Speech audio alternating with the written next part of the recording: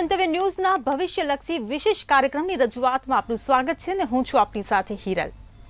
2024 વિદાય લઈ રહ્યું છે અને 2025નું આવતીકાલે આગમન થઈ રહ્યું છે, ત્યારે ઘણા બધા સવાલો કે 2025નું વર્ષ ભારતમાં અને લોકોના જીવનમાં શું બદલાવ લાવશે, શું નવું પરિવર્તન લાવશે, રાજકીય, આર્થિક, શેર માર્કેટ, વ્યાપારિક, રોજગારી ક્ષેત્રે શું ફેરફાર કે લાભ નુકસાન જોવા મળશે, રાશિ ગ્રહોની હાલચાલ કેવી રહેશે, લગ્ન જીવન પર કેવું રહેશે પરિવર્તન, કેવું રહેશે અસર, કયા ગ્રહ નડશે કે કયા ગ્રહ તારશે, શું સંકટ આવશે અને તેના નિવારણના ઉપાયો શું હશે, આ બધું જ આજના લોકોને જાણવું છે। કારણ કે આજનો માણસ ગમે તેટલો આર્થિક રીતે સદ્ધર થઈ ગયો હોય, મોડર્ન થઈ ગયો હોય, પરંતુ તે ક્યારેક જાહેરમાં તો ક્યારેક અંદર ખાને જ્યોતિષ શાસ્ત્ર પર વિશ્વાસ રાખે છે, ભવિષ્યવાણી પર વિશ્વાસ રાખે છે। ત્યારે 2025 તમામ માટે કેવું રહેશે તેની પર જ કરીશું આજની વિશેષ ચર્ચા। અને આ ચર્ચામાં આપણી સાથે જોડાઈ ગયા છે કિશન મહારાજ કે જે જ્યોતિષ આચાર્ય છે, હર્ષવર્ધન શાસ્ત્રી જેઓ પણ જ્યોતિષ આચાર્ય છે, આ સાથે ડોક્ટર મેઘા રાયચુરા વૈદિક જ્યોતિષ છે, સોનલ ધામી આપણી સાથે જોડાયા છે, ન્યુમરોલોજીસ્ટ છે, અને આરતી આચાર્ય કે જે ટેરોટ કાર્ડ રીડર છે, આ સાથે અંબાલાલ પટેલ જે હવામાન નિષ્ણાત છે। આ તમામ મહાનુભાવોનું મંતવ્ય ન્યૂઝમાં સ્વાગત છે। કિશન મહારાજ, મારો પહેલો સવાલ તમને કે 2025નું વર્ષ હવે આવતીકાલથી શરૂ થવાનું છે, 2024 વિદાય લેવાની છે, ત્યારે 2025ના આવનારા સમયમાં ગ્રહોની સ્થિતિ કેવી રહેશે અને દરેક રાશિ પર એ ગ્રહોની અસર કેવી રહેશે તે જણાવો। સૌ પહેલા તો આપને આ નવું વર્ષ તન મન ધનથી શુભકામના નીવડે। બીજું, તનથી તંદુરસ્ત રહો, મનથી મલકાતા રહો અને ધનથી છલકાતા રહો। આપકો इस बार नहीं, हर बार, हर साल, हर मास शिव से शक्ति मिले, मां अंबा से भक्ति मिले, गणेश से सिद्धि मिले तो शारदा से ज्ञान मिले, बलराम से बल मिले तो विधाता से फल मिले, कर्ण से दान मिले तो कुबेर से संपदा मिले, ऐसी चाहना करने वाले आज आपको हम मिले। ભૂદેવના આશીર્વાદ હોય ને તો બધું ઠાળે ચડી જાય। તો આવા ભૂદેવના આશીર્વાદ તમારી સાથે છે। 2025નું વર્ષ ખૂબ સુખદાયી નીવડે તેવી મંતવ્ય ન્યૂઝ તરફથી સૌને શુભેચ્છા। પહેલા તો 2025 કોનું, તો કે ભાઈ 2025 મંગળનું છે, મંગળ રાજા કહેવાય। 2025માં તમે જોશો તો મંગળ રાજા કહેવાશે। બીજું, શનિનું રાશિ પરિવર્તન થશે, ગુરુ મિથુન રાશિમાંથી કર્ક રાશિનો ઉંચનો બનશે, જે કેતુ મહારાજ છે એ સિંહ રાશિમાં ગોચર કરશે અને સાથે રાહુ મીન રાશિમાં પરિવર્તન કરીને કુંભ રાશિમાં પ્રવેશશે। આ બધા યોગ 2025માં કેવા રહેશે? સર્વપ્રથમ વાત કરીશું પહેલા તો અત્યારે વૈશ્વિક યુદ્ધ જે ચાલી રહ્યું છે તેના વિશે લોકો બહુ વાતો કરે છે। તો વૈશ્વિક યુદ્ધ ક્યાં પરિણામ આપશે 2025માં? ભારત ઉપર નાની મોટી ક્યાંક ને ક્યાંક સંકટ સાથે આ 2025નું વર્ષ સાબિત થઈ રહ્યું છે। જે પાડોશી દેશો છે તે બધા કદાચ ભેગા થઈને ભારત સામે ખતરો કરે, પણ ભારતનો પણ કહેવાય છે ને મંગળનો ઇતિહાસ છે, મંગળ રાજા છે, તો ભારત વર્ષ પોતે સક્ષમ છે સામે જવાબો આપવા, સામે ચર્ચા વિચારણા કરવા। તો 2025નું વર્ષ દેશ વિદેશમાં યુદ્ધો સાથે, નાની મોટી આફતો સાથે પસાર થશે। મંગળ સેનાપતિ છે, મંગળ સેનાપતિ ભારતનો બહુ મોટો આગવો ઇતિહાસ છે કે ગમે ત્યારે ગમે તે યુદ્ધ થયા પણ જે મંગળે ભૂમિકા ભજવી તે કોઈ નથી ભજવી શક્યું। તો એવી જ રીતે 2025માં આ મંગળ સેનાપતિ આગમી ભૂમિકા ભજવશે અને આ વર્ષ ખૂબ સારી રીતે ભારત વર્ષ માટે સાબિત થશે। જી બેન। જે મેઘાબેન, હવે હું તમને પૂછવા માંગીશ કે 2025માં જે કહેવાય છે કે મંગળનું આ વર્ષ છે, ત્યારે આ મંગળનો પ્રભાવ આપણા દેશ પર અને વૈશ્વિક સ્તરે પણ શું અસર પાડશે? આપણા દેશ પર ખાસ કરીને જે મંગળ છે, આ વર્ષ 2025 જે મંગળનું વર્ષ છે અને એના મિત્ર સમાન ગુરુ જે આ વર્ષમાં 3 વખત રાશિ પરિવર્તન કરશે। શરૂઆતમાં તે ખાસ કરીને વૃષભ રાશિમાં જોવામાં આવશે, 14th મે ના એનું પરિભ્રમણ થશે મિથુન રાશિમાં અને ત્યારબાદ 18th ઓક્ટોબરના એ ત્યાંથી કર્કમાં ઉચ્ચ રાશિના થશે। તો દરેક વ્યક્તિ માટે જે આ ગુરુની જે પરિસ્થિતિ છે એ શુભ પરિણામ લઈને સાબિત થશે। ખાસ કરીને દરેક વ્યક્તિના જીવનમાં જે શુભ પ્રસંગો છે એનું આગમન થશે, વિવાહના યોગ બનશે અને દેશ માટે જો વાત કરવામાં આવે તો મંગળ છે એ આક્રમક તા સાથે વિસ્ફોટકતા સાથે જોડવામાં આવે છે. દેશમાં એવા ડિસિઝન મેકિંગ જે પાસ્ટમાં લેવાયા છે તો હું એની વાત કરું. 1962 જેમાં ભારત ચીનનું યુદ્ધ થયું હતું, 1926 જેમાં રેલ દુર્ઘટના અને 1980 જેમાં પ્લેન ક્રેશની ઘટના બની હતી. તો એ બધા વર્ષો પણ મંગળ સાથે સંકળાયેલા હતા અને આ વર્ષ પણ જ્યારે મંગળ સાથે સંકળાયેલ છે તો જે આક્રમકતા હશે એ વધારે જોવામાં આવશે. ફાયર એલિમેન્ટ છે તો ફાયરના ઇન્સિડન્ટ્સ કોઈ દુર્ઘટના થવાના આઈધર રેલવે સાથે કનેક્ટેડ હોય, રોડ સાથે કનેક્ટેડ હોય કે એરપ્લેન સાથે કનેક્ટેડ હોય, તો મશીનરી સાથે કનેક્ટેડ કોઈ પણ જગ્યા પર અગ્નિના કોઈ કેસ, ફાયર લાગવાના કે કોઈ પણ દુર્ઘટના થવાના ચાન્સીસ વધારે રહેશે. તો આ કેસમાં મશીનરીઝ છે કે તમારા કોઈ વેપન્સ છે એને પ્રોપરલી મેકેનિકલ ટ્રીટમેન્ટ આપવી બહુ આવશ્યક સિદ્ધ થશે દરેક વ્યક્તિ માટે. પ્લસ યુદ્ધ જેવી સિચ્યુએશન એટલે કે નાની એવી ચિંગારી પણ એક મોટું સ્વરૂપ લઈ શકે છે. સો ઇન્ટર કન્ટ્રી કોમ્યુનિકેશનમાં કે કોન્ફ્લિક્ટ ઊભા થઈ શકે છે. એની સાથે સાથે પ્રજામાં પણ જ્યારે જેમ કે 2016માં જ્યારે જીએસટી બિલ પાસ કરવામાં આવ્યું હતું એ પણ 9 નંબર હતો. તો આ વર્ષમાં પણ એવા યોગ બને છે કે જેનાથી ભારત સરકાર કે કોઈ સરકારી એવા decision making overall world level પર લેવામાં આવી શકે છે, જેના કારણે પ્રજામાં કોઈ પ્રજા ઉપર જ્યારે રાજ્ય સરકાર દ્વારા કે કોઈ પણ સરકાર દ્વારા ફોર્સફુલી કોઈ એક્ટ દાખલ કરવામાં આવે તો જે ડિસ્ટ્રેસની સિચ્યુએશન છે એ પણ ઊભી થઈ શકે છે. સો આ વર્ષમાં હું બધાને એક જ સલાહ આપીશ કે તમારી જે ઉર્જા છે એ હાઈ પોઈન્ટ પર રહેશે તો એને તમારા કાર્ય પર લગાવવી જોઈએ, તો તમને આ વર્ષ ખૂબ સફળતા આપનાર સાબિત થશે. ઇન કેસ ઓફ 2025 જેટલું મેડિટેશન કરી શકો, જેટલું શાંતિ રાખી શકો એટલું વધારે શુભ સાબિત થશે. જી બિલકુલ. સોનલબેન, તમે એક ન્યુમરોલોજિસ્ટ છો, ત્યારે હું તમને પૂછવા માંગીશ કે 1 થી 9 મૂલ્યાંક ધરાવતા જાતકો છે તેમના માટે 2025નું વર્ષ કેવું રહેશે? સૌથી પહેલા તો હું એ કહીશ કે 2025નું વર્ષ એનો અંક થાય છે 9 નંબર અને એ છે મંગળનો નંબર. હવે મંગળ એ કયા અંકનો મિત્ર નંબર છે એ આપણે જોઈએ. તો સૌથી પહેલા 1 નંબરની વાત કરીએ તો 1 નંબર એ રાજા છે. તો મંગળ છે જે 9 નંબર છે એ સેનાપતિ છે. હવે રાજા અને સેનાપતિનું બહુ જ સરસ કનેક્શન બનતું હોય છે. એટલે આપણે એવું કહી શકીએ કે 1 નંબરના જાતકો જેમાં કે 1, 10, 28 અને એ નંબરના જાતકો જેમ કે 1, 10, 28 લોકોને આગળ પ્રગતિનો એમને પ્રોગ્રેસ થઈ શકે છે, પ્રગતિના પંથે એ લોકો જઈ શકે છે. પણ એમની ઉર્જા જેમ કે 1 નંબર છે સૂર્યનો આંક છે, એની ઓલરેડી બહુ સારી ઉર્જા છે અને 9 નંબર એને વધુ ઉર્જા આપે છે. એટલે આપણે એ જોવાનું કે ઉર્જામાં સતત વધારો થશે તો તમારે ક્યાંક ને ક્યાંક ઈગો ક્લેશ થવાના ચાન્સીસ છે. હા, તમારે એ ઉર્જાને તમારે ફૂલ્લી ફોકસ તમારા કાર્યમાં લગાવવાની છે તો તમે ઘણી સારી કાર્યક્ષમતા સાથે આગળ વધી શકો છો. અને 2 નંબર માટે હું એવું કહીશ કે 2 નંબર એને 9 નંબરની સાથે એટલું બધું કનેક્શન નથી પણ છતાં એ એનો મિત્ર નંબર છે. અને 2 નંબરના જાતકોને એક વસ્તુ એ કહીશ કે એ લોકોને પોતાના સ્વાસ્થ્ય તરફ બેદરકાર નથી રહેવાનું.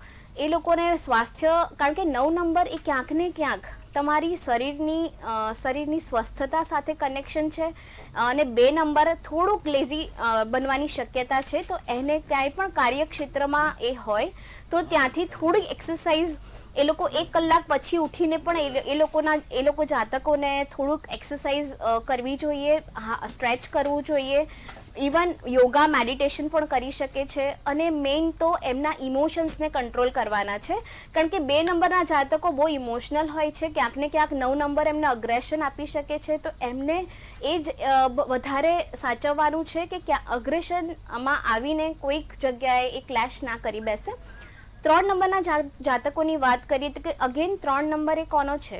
દેવગુરુનો છે. દેવગુરુ જુપિટરના નંબર સાથે એનું બહુ સારું કનેક્શન બને છે. જેની ડેટ ઓફ બર્થ 3 છે, 12 છે, 21 છે, 30 છે, એ જાતકોને આ વર્ષ ઘણું સારું એમને લાભ આપશે. પણ એમની જે પણ ટીચિંગના ફિલ્ડમાં છે, કન્સલ્ટન્સીના ફિલ્ડમાં છે, જે બહુ જ સરસ રીતે આગળ કામ કરી રહ્યા છે, જે એજ્યુકેશનના ફિલ્ડમાં છે એ લોકો માટે ખૂબ સારા સમાચાર આવી શકે છે, એમને પ્રમોશન મળી શકે છે. ઇવન જે ગુરુ છે એ ક્યાંક ને ક્યાંક ગુરુતા આપે છે, તો 9 નંબર એ ઉર્જાનો નંબર છે, એને એક્સપાન્ડ કરી શકે છે. તમારા ધંધા રોજગારને તમે એ રીતે એક્સપાન્ડ બી કરી શકશો. અને ગુરુનો અંક એ 9ની સાથે બહુ સારી રીતે કનેક્ટ થઈ શકે છે. હવે 4નો નંબર, 4 નંબર એ રાહુનો નંબર છે, એ ક્યાંક ને ક્યાંક સંઘર્ષ બતાવે છે. હવે સંઘર્ષનો નંબર છે એટલે એની એનર્જી જે છે એ આઉટ ઓફ ધ બોક્સ વિચારે છે. હવે જ્યારે 9 નંબર એટલે મંગળનું વર્ષ છે એટલે એ સંઘર્ષમાં વધારો થઈ શકે છે. એને બહુ જ ધ્યાન રાખવું પડશે, ક્યારે બી કોઈની સાથે આર્ગ્યુમેન્ટ દલીલો કરવા માટે એને બહુ જ કાળજી રાખવી પડશે. બીજું કે 4 નંબરની વ્યક્તિ છે એને એની ઉર્જાને અલગ રીતે થોડી ડાયવર્ટ કરવી પડશે, એને થોડું ટ્રાવેલિંગ કરવું જોઈએ, એને અગેન એને એક રિસર્ચમાં કામ કરવું જોઈએ કે એ, કારણ કે 9 નંબરે એ ક્યાંક ને ક્યાંક જ્ઞાન વિજ્ઞાન સાથે પણ જોડાયેલો છે. જો 4 નંબરની વ્યક્તિ આઉટ ઓફ ધ બોક્સ વિચારી શકતી હોય, કમ્પ્યુટર ફિલ્ડમાં હોય, આઈટી ફિલ્ડમાં હોય કે એઆઈ ફિલ્ડમાં હોય, તો એ લોકો બહુ સારો પ્રોગ્રેસ કરી શકશે. કારણ કે એ લોકો માટે 9ની ઉર્જા ઘણી મહત્વની બની જશે. બસ એમને એ જ ધ્યાન રાખવાનું છે કે એમની ઉર્જા છે એમાં એ કઈ દિશામાં એ વાપરે છે, એ એમને ધ્યાન રાખવું પડશે. અગેન 5 નંબર જે છે, 5 નંબર એ બુધનો નંબર છે, મર્ક્યુરીનો નંબર છે. બુધ એ રાજકુમાર છે. ન્યુમરોલોજીમાં આપણે વાત કરીએ તો 5 નંબરની ઉર્જા એક નાના બાળક જેવી હોય છે. હવે બાળક છે ને એને એ વધારે બિઝનેસ સાથે કનેક્ટેડ હોય છે જો એ ધંધો કરતો હોય, અને ક્યાંક ને ક્યાંક એની ઉર્જા છે ને થોડીક જેમ કે સ્પ્રેડેડ હોય, એને ઘણી બધી વસ્તુ એ એક સાથે લઈને ચાલતા હોય. તો એમને એક જ મારો એડવાઇસ છે કે એમને ફોકસ એક વસ્તુ માટે કરવી પડશે. એમને 1 બાય 1 એમને એક વસ્તુને વધારે ફોકસલી કરવી પડશે, અને એ સિચ્યુએશનમાં એમને કઈ રીતે એમને આગળ જઈ શકાય, એ કોઈના ગાઈડન્સથી થોડું આગળ એ લોકો વધી શકે છે. પણ 5 નંબરની એનર્જી 9 નંબરની એનર્જી સાથે બહુ જ સરસ કામ કરી રહી છે. ઇવન 25નો આંકડો જે છે 2025માં, એમાં બી 5 નંબરનો સમાવેશ થાય છે. એટલે ક્યાંક ને ક્યાંક એની ઉર્જા એમને વધારે સારી રીતે ફળી શકે છે. બસ ખાલી માઇન્ડમાં એમને જે એમનું જે સ્પ્રેડેડ છે એ એન્વાયરમેન્ટને એક જગ્યાએ ફોકસ કરીને એમને કામ કરવાની જરૂર છે. અગેન 6 નંબરનો આંકડો છે. 6 નંબરના અંકની વ્યક્તિને આપણે 9 નંબરની સાથે સારું કનેક્શન છે. એક મિથ છે કે 9 નંબર ને 6 નંબર એન્ટી નંબર્સ છે, પણ એવું જરાય નથી. 3, 6 ને 9નું જે કોમ્બિનેશન છે બહુ સારું કામ આપે છે. અને ઇવન વૈદિક ન્યુમરોલોજીમાં 3, 6 ને 9નો જે અંક છે એકબીજા સાથે બહુ સરસ રીતે કનેક્ટ થઈ રહ્યો છે. તો આ 6 નંબરના જાતકો કે જેની ડેટ ઓફ બર્થ છે 6, 15, 24, તો એ લોકો જે છે એ લોકોને આ વર્ષે શું કરવાની જરૂર છે? એ લોકો ઓલરેડી થોડી લેઝીનેસ એ લોકોમાં હોય, લક્ઝરી સાથે એ ટેવાયેલા હોય. અહીંયા ઉર્જાનું વર્ષ છે. હવે ક્યાંક ને ક્યાંક એમને એ ઉર્જાવાન થવાની જરૂર છે, અને એમની જે શક્તિ છે એને થોડી બહાર લાવીને અને એમને કામ કરવાની જરૂર છે. 6 નંબરની એનર્જી બહુ જ સરસ કામ આપી શકે એમ છે. ક્રિએટિવ ફિલ્ડમાં કામ આપી શકે છે, કલાના ક્ષેત્રમાં કામ આપી શકે છે. બસ તમારે એ જોવાની જરૂર છે કે તમે કઈ રીતે ડાયવર્ટ કરી શકો છો. હવે 7 નંબરની વાત કરીએ તો 7 નંબર એટલે ડેટ ઓફ બર્થ જેની 7, 16 અને 25 છે. એ લોકોમાં એક વસ્તુ જોવામાં આવી છે કે કેતુનો નંબર છે. કેતુને સર નથી એટલે માથું નથી, એને ફક્ત ધડ છે. એ લોકો દિલથી કામ લે છે, અને દિલના કનેક્શન્સ જેની સાથે બને એ એની માટે ઘણું બધું કરી શકે છે. જ્યારે 9 નંબરની એનર્જી એની સાથે ભળે છે ત્યારે એક બેનિફિટ એને એ થાય છે કે મંગળ જે છે ને એ કેતુ સાથે બહુ સારી રીતે કનેક્ટ એટલે કરે છે કે એ બહુ નિર્દોષ છે, કારણ કે દિલથી વિચારે છે. એટલે એની એનર્જી પોઝિટિવ રહેશે. કેતુવાળા જેટલા બી નંબર્સના જાતકો છે એમના માટે તો એ લોકો બહુ સારી રીતે આગળ વધી શકે એમ છે. કેતુ જ્યાં વર્ક કરી રહ્યા છે બસ એમને થોડું ફોકસ રાખવાની જરૂર છે. અગેન 4 નંબરની જેમ કેતુને બી એના કામમાં એટલે થોડું ટ્રાવેલિંગ કરશે અને થોડુંક એના માઇન્ડને થોડુંક સ્ટેબલ રાખીને કામ કરશે તો એમને ડેફિનેટલી સારા પરિણામો મળી શકશે. 8 નંબરની વાત કરીએ તો શનિનો નંબર છે 8, સેટર્ન. હવે સેટર્નની એનર્જી છે એ બહુ જ સારી રીતે મર્જ નથી થઈ શકતી મંગળ સાથે, બિકોઝ કે શનિ છે એ મંગળ અને શનિમાં એક કનેક્શન એ છે કે શનિ મહારાજ જે છે હનુમાનજી સાથે કનેક્ટેડ છે, જે એવી રીતે મંગળની બી એનર્જી હનુમાનજી સાથે કનેક્ટેડ છે. એટલે ક્યાંક ને ક્યાંક એ કનેક્શન સ્પિરિચ્યુઆલિટીની દ્રષ્ટિએ જોઈએ તો શનિ એ કર્મફલદાતા છે, એ જસ્ટિસ માંગે છે અને મંગળને એ ગમે છે એ વસ્તુ. એટલે ક્યાંક ને ક્યાંક 8 નંબરવાળાને પણ એ જ કરવાનું છે કે ક્યાંય કોઈની સાથે બી ઇનજસ્ટિસ ના થવો જોઈએ, નાના લોકોને આગળ લાવવા માટે પ્રયત્ન કરવો જોઈએ, નાના લોકો માટે સારી વસ્તુઓ એ પોતે કેવી રીતે આપી શકે, પ્રોવાઈડ કરી શકે એ જોવું જોઈએ. અને એમને એ વસ્તુ માટે 8 નંબરની એનર્જી બહુ જ સ્ટેબલ નથી. એટલે સ્ટેબિલિટી માટે જો એ 9 નંબરને ફોકસ કરે અને પ્રોપર વેમાં એ એની એનર્જી યુઝ કરે તો ડેફિનેટલી 8 નંબર બહુ સારું કામ કરી શકે છે. હવે 9 નંબરની એનર્જી આપણે વિચારીએ તો 9 નંબર તો ઓલરેડી 9 નંબર એ ફાયર એલિમેન્ટ છે. ફાયર એલિમેન્ટમાં બીજું ફાયર એલિમેન્ટ એડ થશે, એટલે 9 નંબરના જાતકોને એ ધ્યાન રાખવાનું છે કે એની જે એનર્જી છે એ ડબલ થવાની છે. એટલે એનું અગ્રેશન ઓલરેડી છે અને એ ફરી ડબલ થશે, એના ગુસ્સામાં વધારો થશે, એના કાર્યક્ષમતામાં વધારો થશે. એટલે એને થોડુંક બેલેન્સ કરવાનું છે, થોડુંક એને સ્ટેબલ થવાનું મેડિટેશન કરવાનું છે, થોડું એને પ્રાણાયામ કરવાનો છે, થોડું એની એનર્જીને થોડી લો લેવલ પર રાખવાની છે. એટલે ઓલરેડી એના કામ સારા થશે અને એને વિચારીને કોઈની પણ સાથે દલીલ કે આર્ગ્યુમેન્ટ્સમાં પડવાનું નથી. પણ આ રીતે જો એ આગળ વધશે તો 9 નંબરના જાતકો ખૂબ સારું કામ આપી શકશે. હવે 1 થી 9ના જેટલા પણ નંબર છે એ લોકોમાં એક વસ્તુ છે કે 9 નંબરનો અંક છે એ હ્યુમેનિટી માટે પણ છે.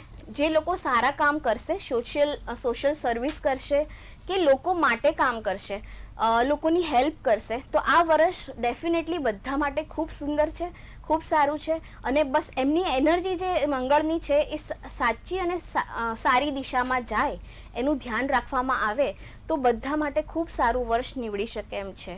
થેન્ક યુ બેન. જી બિલકુલ. હર્ષવર્ધનભાઈ, હું તમને પૂછવા માંગીશ, તમે પણ મને એક ટૂંકમાં સાર આપો કે તમારું જ્યોતિષ શાસ્ત્ર શું કહે છે કે 2025નું આવનારું વર્ષ કેવું લાભદાયી નીવડશે? નમસ્કાર, હું આપને જણાવવા માંગી રહ્યો છું કે 2025નું વર્ષ એટલે જેમ બેને બતાવ્યું એ પ્રમાણે એનો ટોટલ જે છે એ 9નો થાય છે. 9 જે છે એ મંગળનો ગ્રહનો કારક છે, એટલે કે આ જે આખું વર્ષ જે છે તે મંગળકારક વર્ષ તરીકે માનવામાં આવતું હોય છે. અને 2025ની જે એક અનોખી ઘટના જે છે, જે વર્ષો પછી આ વખતે થવાની છે, એ છે કે એક જ એટલે કે મીન રાશિમાં ટોટલ 6 ગ્રહોનું જે છે એ સમાવેશ થશે અને એક જ રાશિમાં 6 ગ્રહ બેસવાના છે. એ જે માર્ચ મહિનાના એન્ડિંગમાં જ્યારે શનિશ્ચર બદલાશે એ વખતે તે રાહુ, શનિ, સૂર્ય, ચંદ્ર, બુધ અને શુક્ર આ બધા જ ગ્રહો એક જ જગ્યા પર આવશે. ત્યારે એવું બની શકે કે એ જે 14 દિવસ 15 દિવસનો જે સમયગાળો છે તે સમગ્ર વિશ્વ માટે, ઇન્ડિયા માટે પણ કેટલીક મોટી ઘટના બની શકે અને તેનાથી કેટલાક નુકસાનો પણ થઈ શકે તેમ છે. બીજું, મંગળ જે છે એ તો યુદ્ધનો કારક છે જ. તમે જોતા હશો કે ગયા કેટલાક વર્ષોથી યુદ્ધ ચાલી રહ્યા છે. તે યુદ્ધ છેલ્લા 2 વર્ષથી ઘણા બધા યુદ્ધ ચાલી રહ્યા છે અને એવું માનવામાં આવે છે કે જ્યારે શનિશ્ચર એની રાશિ બદલે છે, એટલે કે એ જ્યારે કુંભમાંથી મીન રાશિ તરફ જશે તો આગલા વર્ષોના જે યુદ્ધ ચાલી રહ્યા છે તેને બની શકે કે એક મોટા ઘટસ્ફોટ એટલે કે મોટો વિસ્ફોટ પછી કદાચ એ યુદ્ધ શમન થઈ જાય અને કોઈ બીજા દેશો પણ, બાહ્ય દેશો પણ એ યુદ્ધમાં સામેલ થઈને એ યુદ્ધનો જે છે એ સમાપન આવી શકે તેમ છે. બીજી વાત કરીએ તો જ્યારે મંગળનો કારક જ્યારે ગ્રહ જે સમય પર આવતો હોય છે તે સમય દરમિયાનમાં કેટલીક ઉથલપાથલ પણ થતી હોય. આ વર્ષે જે પ્રમાણે ગ્રહમાન બદલાઈ રહ્યા છે તે પ્રમાણે એવું માનવામાં આવે છે કે રાજનીતિક ઉથલપાથલો પણ થઈ શકે તેમ છે. તેમજ તમે જોશો તો શેર માર્કેટનું જે છે તે શેર માર્કેટમાં પણ ઘણી મોટી ઉથલપાથલ થશે.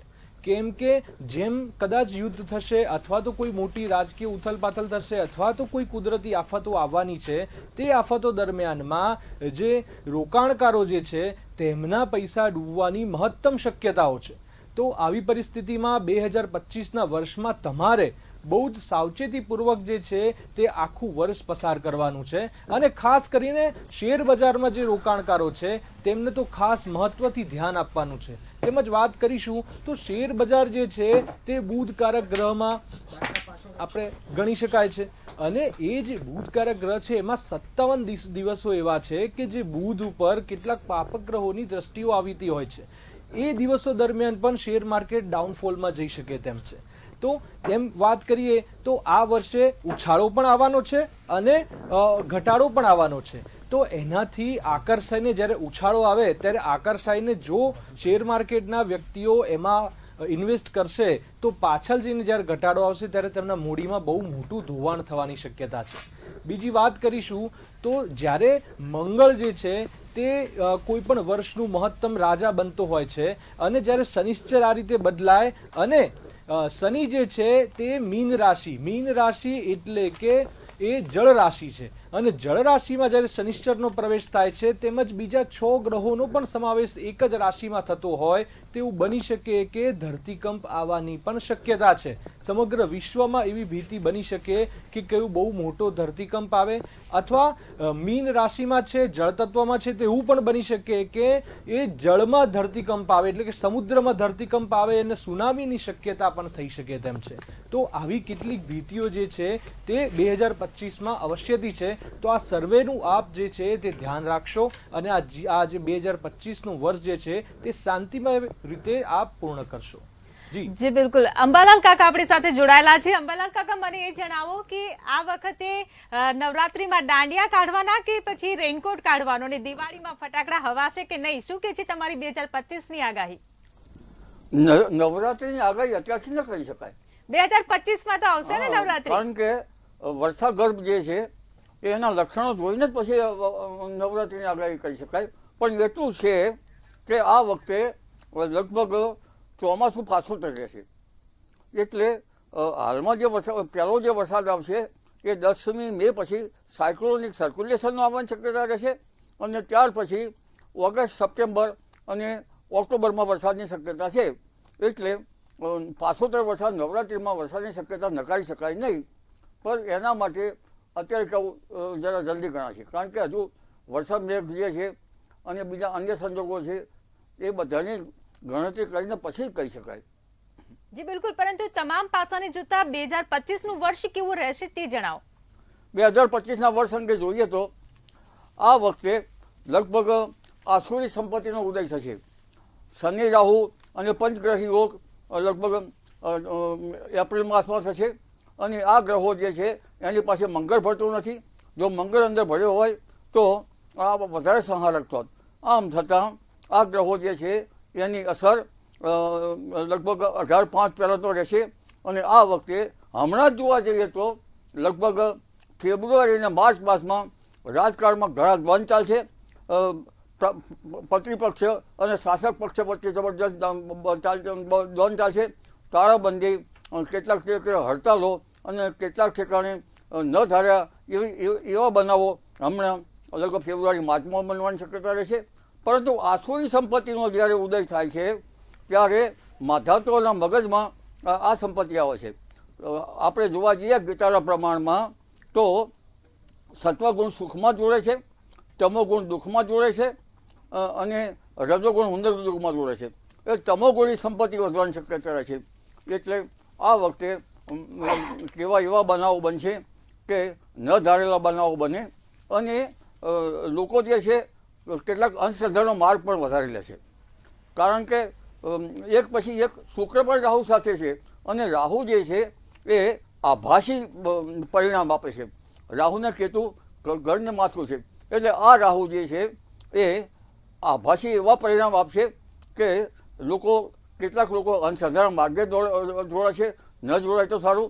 અને ક્યારેક એ વખતે લગભગ શુક્ર રાહુ હોવાના કારણે નિમ્ન પ્રકારના દેવોમાં પણ જઈ શકે. પરંતુ આ તો ઉર્જાની વાત કરી. તમોગુણ થતો હોય ત્યારે આવું થતું હોય છે. અન્ય બાબતો જોઈએ તો આ વખતે લગભગ કાલસર્પની અસર, આંશિક કાલસર્પની અસર જુલાઈ માસના શરૂઆત સુધીમાં રહેવાની શક્યતા રહેશે. ઉદ્ગીત ગોળાર્ધમાં કે અસ્ત ગોળાર્ધમાં કાલસર્પ થતો હોય તો તો ત્યાંની પણ અસર થતી હોય છે. એટલે આ બંને અસરોના કારણે લગભગ 18/5 પહેલાં તો કેટલાક અવનવા બનાવો બનવામાં આવશે અને જળ રાશિમાં બધા ગ્રહો એકઠા થાય છે. એટલે ખાસ કરીને અમેરિકાના કેટલાક ભાગો હોય ત્યાં જળ તાંડવ થઈ શકે, સમુદ્રમાં સુનામી આવવાની શક્યતા વધારે રહી શકે છે. અને મીન રાશિની અસર બનારસ પાણીપત ઉપર થતી હોય છે, કુરુક્ષેત્ર ને એના ઉપર, એટલે ત્યાં પણ અસર થવાની શક્યતા રહેતી હોય છે. પરંતુ હવે વિશ્વ જે છે એ વિશ્વ યુદ્ધ તરફ જવાની શક્યતા રહે છે. એક નવો યુગ શરૂ થશે. મેષ રાશિનો જ્યારે શનિ આવશે ત્યારે બોમ્બ ધડાકા, અગ્નિ પ્રલય, ચક્રવાતનું પ્રમાણ વધશે. એટલે શનિની મોકાણ જે છે એ પ્રથમ 18 વર્ષ સુધી રહેતી હોય છે. નેપચ્યુનની મોકાણ જે છે એ 14 વર્ષે રહેતી હોય છે. નેપચ્યુન કુટિલ છે, જે ગાંજા અને ડ્રગ્સની હેરાફેરી બતાવે છે. તેમજ લગભગ હર્ષલની જે ગતિવિધિ છે એ 7 વર્ષ રહેતી હોય છે.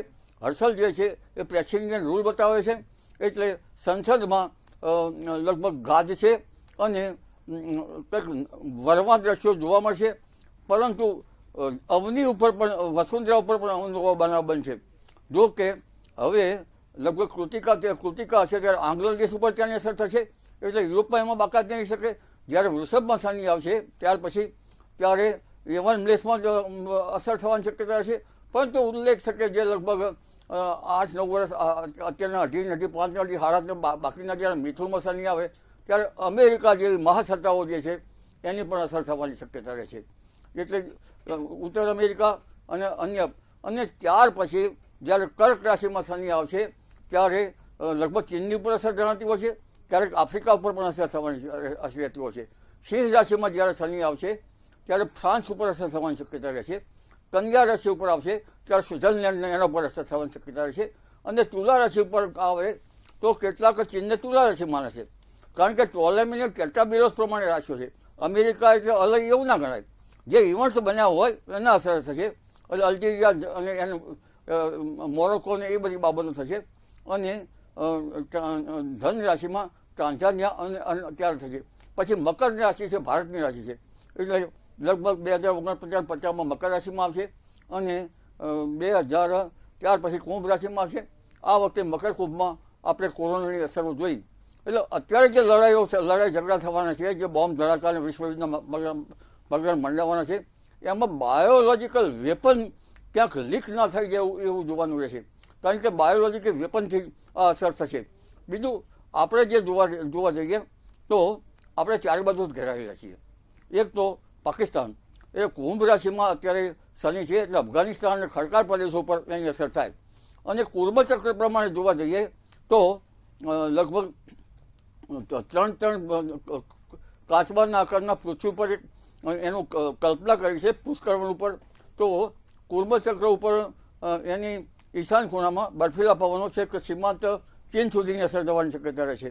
અને મીન રાશિમાં ઉત્તરના બર્ફીલા જે પ્રદેશો છે હિમાલયમાં, એટલે ત્યાંથી છે ચીન સુધીનું અસરો થશે. ચીન, ઉત્તર કોરિયા, દક્ષિણ કોરિયા એ બધા ભાગોમાં એક જાણે વિશ્વ કોઈક નવા પ્રકારમાં હોય એવું રહેશે. એટલે આ અસુરી તત્વો જે છે અત્યારે હાલ તો એના મંડાણ થશે. અને આ વિશ્વમાં જે ઘટનાઓ ઘટી રહેશે, અઘટિત ઘટના ઘટવાની છે, એ મેષનો શનિ લઈને આવી રહ્યો છે. હજુ તો આ પ્રથમ ટ્રેલર છે, હજુ ઘણું જોવાનું છે. અત્યારે હાલ જોવા જઈએ તો જે આસુરી તત્વના ઉદય જે છે એના માટે આપણે જો યોગિક ક્રિયાઓથી એને કંઈ શાંત કરી શકીએ. કારણ કે અમુક 1961-62, લગભગ 1979, 1985ની આસપાસ, તેમાં 1990-91ની આસપાસ, અને લગભગ ત્યાર પછી 97-98ની આસપાસ, 2004-5 આસપાસ જ્યાંની કુંડળીમાં શાપિત દોષ થતો હશે, શનિ રાહુ શનિ કેતુ હશે, અને તેમાં લગ્નમાં 1, 4, 7, 8 અને 12 ખાનામાં છે અને મીન રાશિમાં છે, તો તેની અસર વધારે થવાની શક્યતા રહેશે. એટલે આ વખત સંભાળવાનું રહેશે. પરંતુ મીન રાશિના જે પોલિટિશિયનો હશે એનું તો વધારે સંભાળવાનું રહેશે. અને આગળ જોવા જઈએ તો હાલના જ વર્ષમાં જે કાલસર્પની અસર, જે આંશિક કાલસર્પની અસર થવાની છે 18/5 પછી. હમણાં તો માનનીય પંડિતવર્યે કહ્યું શેર બજારમાં, એટલે મારે એમાં વિશેષ કહેવાની જરૂર નથી, કારણ કે શેર બજારમાં તો આંચકાઓ મંદીના તેજીના એવું આવ્યા કરતા હોય છે, પરંતુ કાલસર્પ જે છે આપણે અવળો થાય છે, આંશિક કાલસર્પ જે એની પૂંછડેથી થાય છે અને એનું મોઢું રાહુમાંથી થાય છે. એટલે જ્યારે પાછળથી થતો હોય ત્યારે લોકો ધર્મપ્રમાણ બનશે, કથા પ્રમાણે બનશે. એટલે આ આસુરી સંપત્તિમાંથી કોઈ બાકાત રહી શકતી નથી. ક્યારેક કોઈને ડિપ્રેશન આવી શકે છે તો એમાંથી બાકાત ના રહી શકે. આ વખતે જોવા જઈએ તો આપણું અનહાત ચક્રને જાગૃત કરવું પડશે. અનહાત ચક્ર એટલે હૃદય, હાર્ટ ચક્ર, અને પછી વિશુદ્ધ ચક્ર, અને ત્યાર પછી આજ્ઞા ચક્ર, પિત્યુટરી ગ્લેન્ડ, અને સહજાર ચક્ર. એટલે અનહાત ચક્ર જો જાગૃત કરશો તો સારું રહેશે. કારણ કે નાડી કોષોમાં જોવા જઈએ તો પીડન નાડીમાં હિંસા નાડી પરપીડન કરાવે છે, અને સંનુજાતિ ઉત્પત્તિકાઓ છે એ પણ મર્મસ્થાનો, ક્ષત્રિય મર્મસ્થાનને ભેદવાની શક્યતા રહે છે. અને વધુમાં આ અંગે આપણો જે વ્યાન વાયુ જે છે એને જાગૃત કરવાની જરૂર રહેશે, કારણ કે વ્યાન વાયુ રક્તાભિસરણમાં ફરે છે. આપણે સમાન ઉદાન એવા વાયુ છે. અને એની સાથે ધનંજય વાયુ ને એને શાસ્ત્રીય સંવાદમાં જ્યારે વધારે સક્રિય કરવો પડશે, કારણ કે ચમત્કારો ધનંજય વાયુ થાય છે. ધનંજય વાયુ જે છે એ ક્યાં સુધી રહેશે આપણને ખ્યાલ છે? ક્યાં સુધી રહેશે ધનંજય વાયુ આપણી સાથે? જ્યારે માણસ મૃત્યુ પામે છે ત્યારે એ શબને ફૂલાવવાનું કામ કરે છે. એટલે ધનંજય વાયુ શેક સુધી રહે છે. એટલે આપણે આ વખતે યોગ્ય ક્રિયાથી આપણા હૃદય ચક્ર જે છે, અનહાત ચક્રને જરા વ્યવસ્થિત કરીને અને આગળ વધશું, સત્વગુણ વધારશું. સત્વગુણ સુખમાં જાય છે. એટલે નવું વર્ષ જે છે એ કંઈક આસુરી તત્વોમાંથી બચવાનો ઉપાય કરવાનો રહેશે. કારણ કે શનિ રાહુ એ આસુરી તત્વ એટલે કંઈ ભૂત પ્રેત કંઈ નાચવા માટે નથી આવવાના, કે એના માટે કંઈ ઉપદ્રવ થવાનો નથી. એક જાતનું માણસના મનમાં, માથાવદાર મગજમાં એવા વિકરણો આવતા હોય છે, અને એક કિરણોના કારણે જ્યારે સત્વગુણને વધારવા માટે પ્રયત્ન કરવા પડશે. જી આરતીબેન, અમારા દર્શક મિત્રોને ટેરોટ કાર્ડના માધ્યમથી જણાવો કે 2025નું વર્ષ કેવું રહેશે અને તેમાં કેવા ચડાવ ઉતાર આવશે. ચોક્કસ. બધાને જય સિયારામ. 2024 જેમ અર્પણ હતું ભગવાન શ્રી રામને, એમ આશા કરીએ કે આવતું વર્ષ શ્રી કૃષ્ણ ભગવાનને અર્પણ કરીએ. અને 2025 બધાનું સુખમય, શાંતિમય વીતે એવી બધાને શુભેચ્છાઓ. ટેરો કાર્ડની દ્રષ્ટિએ આપણે જોવા જઈએ તો 2025નું જે વર્ષ છે એ મિક્સ્ડ ફિલિંગ લઈને આવી રહ્યું છે. Mixed emotion, mixed events, balanced events, chain of events એમ કહી શકું તો અતિશયોક્તિ નહીં થાય. ઇન જનરલ માસીસની વાત કરું તો જે લોકો પોતાનું સ્ટાર્ટઅપ કરવા માંગે છે, નોકરી છોડીને, કે પોતાનો કંઈક અલગથી ધંધો કરવા માંગે છે, એમના માટે આ વર્ષ ખૂબ જ સારું રહેશે. બીજું કે જે પણ પેન્ડિંગ તમારા જે બી કાર્યો હતા, અથવા કે જે વસ્તુઓ તમને ઉલઝાઈ રાખ્યા હતા ઇમોશનલી કે બીજી રીતે, એ બધામાંથી તમે એનું તમને ક્લેરિટી આવશે કે અહીંયા વધારે ટાઈમ વિતાવવાની જરૂર નથી, લેટ્સ મૂવ ઓન. અને તમારો પર્સપેક્ટિવ એ સિચ્યુએશન માટે ચેન્જ થશે. હવે ઓવરઓલ આ તો થઈ લાઈક લોકો માટે ઇન જનરલ વાત. હું ભારત વર્ષની વાત કરું તો આ વર્ષ ઘણા બધા મિક્સ ઇવેન્ટ્સ લઈને આવી રહ્યું છે, પણ જે ખરાબ ઇવેન્ટ્સ થવાના છે એ પણ ઇવેન્ચ્યુઅલી તો બેલેન્સ સ્ટેટ તરફ જ લઈ જઈ રહ્યા છે. કે ઘણી બધી વસ્તુઓ જે છુપાઈ, જે હિડન હતી, જે સિક્રેટ હતી, એ બધી વસ્તુઓ ધીરે ધીરે બહાર આવશે અને ભારત પોતાનું વર્ચસ્વ સ્થાપિત કરવાની શરૂઆત કરશે. ઘણા બધા ડ્રાસ્ટિક અને મેજર ડિસિઝન્સ સરકાર આ વર્ષે લેશે. અને માસીસમાં એનું જે પર્સપેક્ટિવ છે સરકારને લઈને, પોલિટિક્સને લઈને, એ પર્સપેક્ટિવ આખું ચેન્જ આ વર્ષમાં થવાની સંભાવનાઓ છે. બીજું જેમ આગળ કહેવામાં આવ્યું કે આ મંગળ છે, મંગળ ઇઝ એગ્રેસિવ, મંગળ ખૂબ એગ્રેશન લઈને આવશે. તો મંગળને એગ્રેશનને બેલેન્સ કરવા માટે ખૂબ આધ્યાત્મિક ઉર્જા પણ એટલી જ આગળ આવશે. મતલબ લોકો આધ્યાત્મ તરફ વધારે તમને જતા દેખાશે. લાઈક મંદિરોમાં વધારે ભીડ થશે, મેડિટેશન છે, કોઈ પણ જાતની હીલિંગ છે કે ધ્યાન શક્તિ, એ બધી વસ્તુઓ પાછળ લોકો તમને એમ લાગશે કે ત્યાં કોન્સર્ટમાં વધારે ભીડ નથી એટલી મંદિરોમાં અને કથાઓમાં ભીડ તમને દેખાશે. જી બિલકુલ. કિશન મહારાજ, આપણે રાજકારણ ક્ષેત્રની વાત કરીએ તો રાજકારણ ક્ષેત્રે કયા મોટા ફેરફાર આવી શકે છે, કયા નિયમોમાં ફેરફાર આવશે અને કયા એવા મોટા બિલ પાસ થઈ શકે છે, જેમ કે NRC છે, UCC છે, વકફ બોર્ડનું બિલ છે, વન નેશન વન ઇલેક્શન છે, તો આ બધા બિલ પાસ થશે કે નહીં, અને થશે તો પછી શું બદલાવ આવશે રાજકારણ ક્ષેત્રે? બિલકુલ. જે પ્રમાણે વાત કરીએ, આપણે મંગળનું વર્ષ છે, બરાબર, અને આપણા મોદી સાહેબની પણ તમે કુંડળી જુઓ તો લગ્નમાં જ મંગળ છે અને રાજયોગ બનેલો છે એમનો, એટલે એમને પણ અત્યારે કહેવાય છે કે મંગળના કારણે બહુ મોટા બિલો પાસ થશે. જે JCC અત્યારે કહેવાય છે કે ગયા છે, JPCમાં ગયા છે, એ JPCના બિલોમાં પણ સફળતાપૂર્વક સાથે એ બિલ પાસ થઈ જશે. UCC વકફ બોર્ડનું બિલ બહુ જ સારી રીતે બહુમતી સાથે પાસ થતું JPCથી જોવાય છે. વાત કરે તો જે પ્રમાણે હાલમાં ગ્રહોની સ્થિતિ છે, ફેબ્રુઆરી પછી મોટી સરકારો જેમ કે કેનેડાની છે, ફ્રાન્સની છે, આ બધી સરકારોમાં મોટી ઉથલપાથલ આવશે.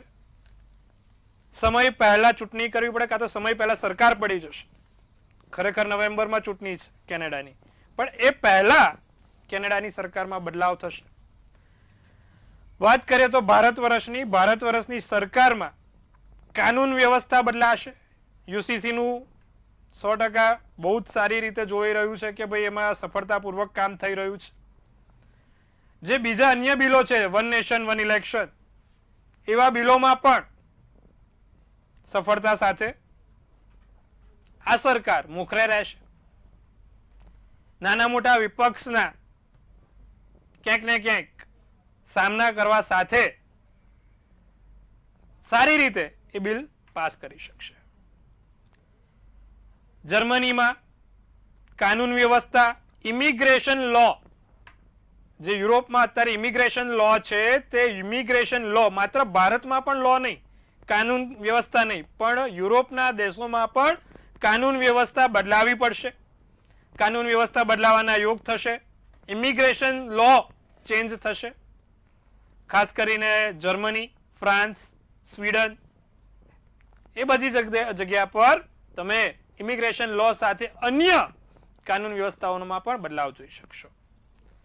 ભારત વર્ષમાં આડોશ પાડોશના જે દેશો છે, જે રાજકારણ ગરમાટો કરી રહ્યા છે, બહારના જે દેશો છે એ ભારતના રાજકારણમાં ગરમાટો કરવાનો પ્રયત્ન કરી રહ્યા છે, તે લોકો નિષ્ફળ થશે. ભારત સરકાર, ભારતનો જે સરકારનો એક મુખ્ય ભાગ છે, જે રાજા છે, આપણા પ્રધાનમંત્રી, તે ખૂબ સારી રીતે લડી શકશે એની સામે અને બહુ મોટા કાયદાઓ બદલાશે.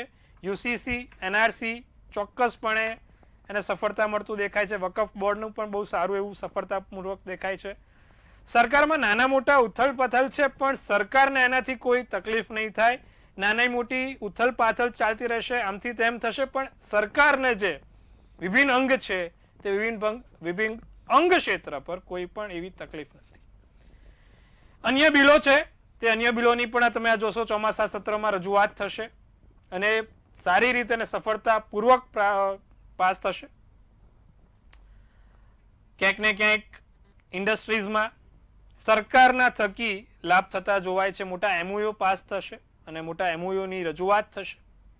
વૈશ્વિક ક્ષેત્ર પર ત્રીજી ઇકોનોમી તરફ ભારત વર્ષ મોખરે રહેવાનો પ્રયત્ન કરશે.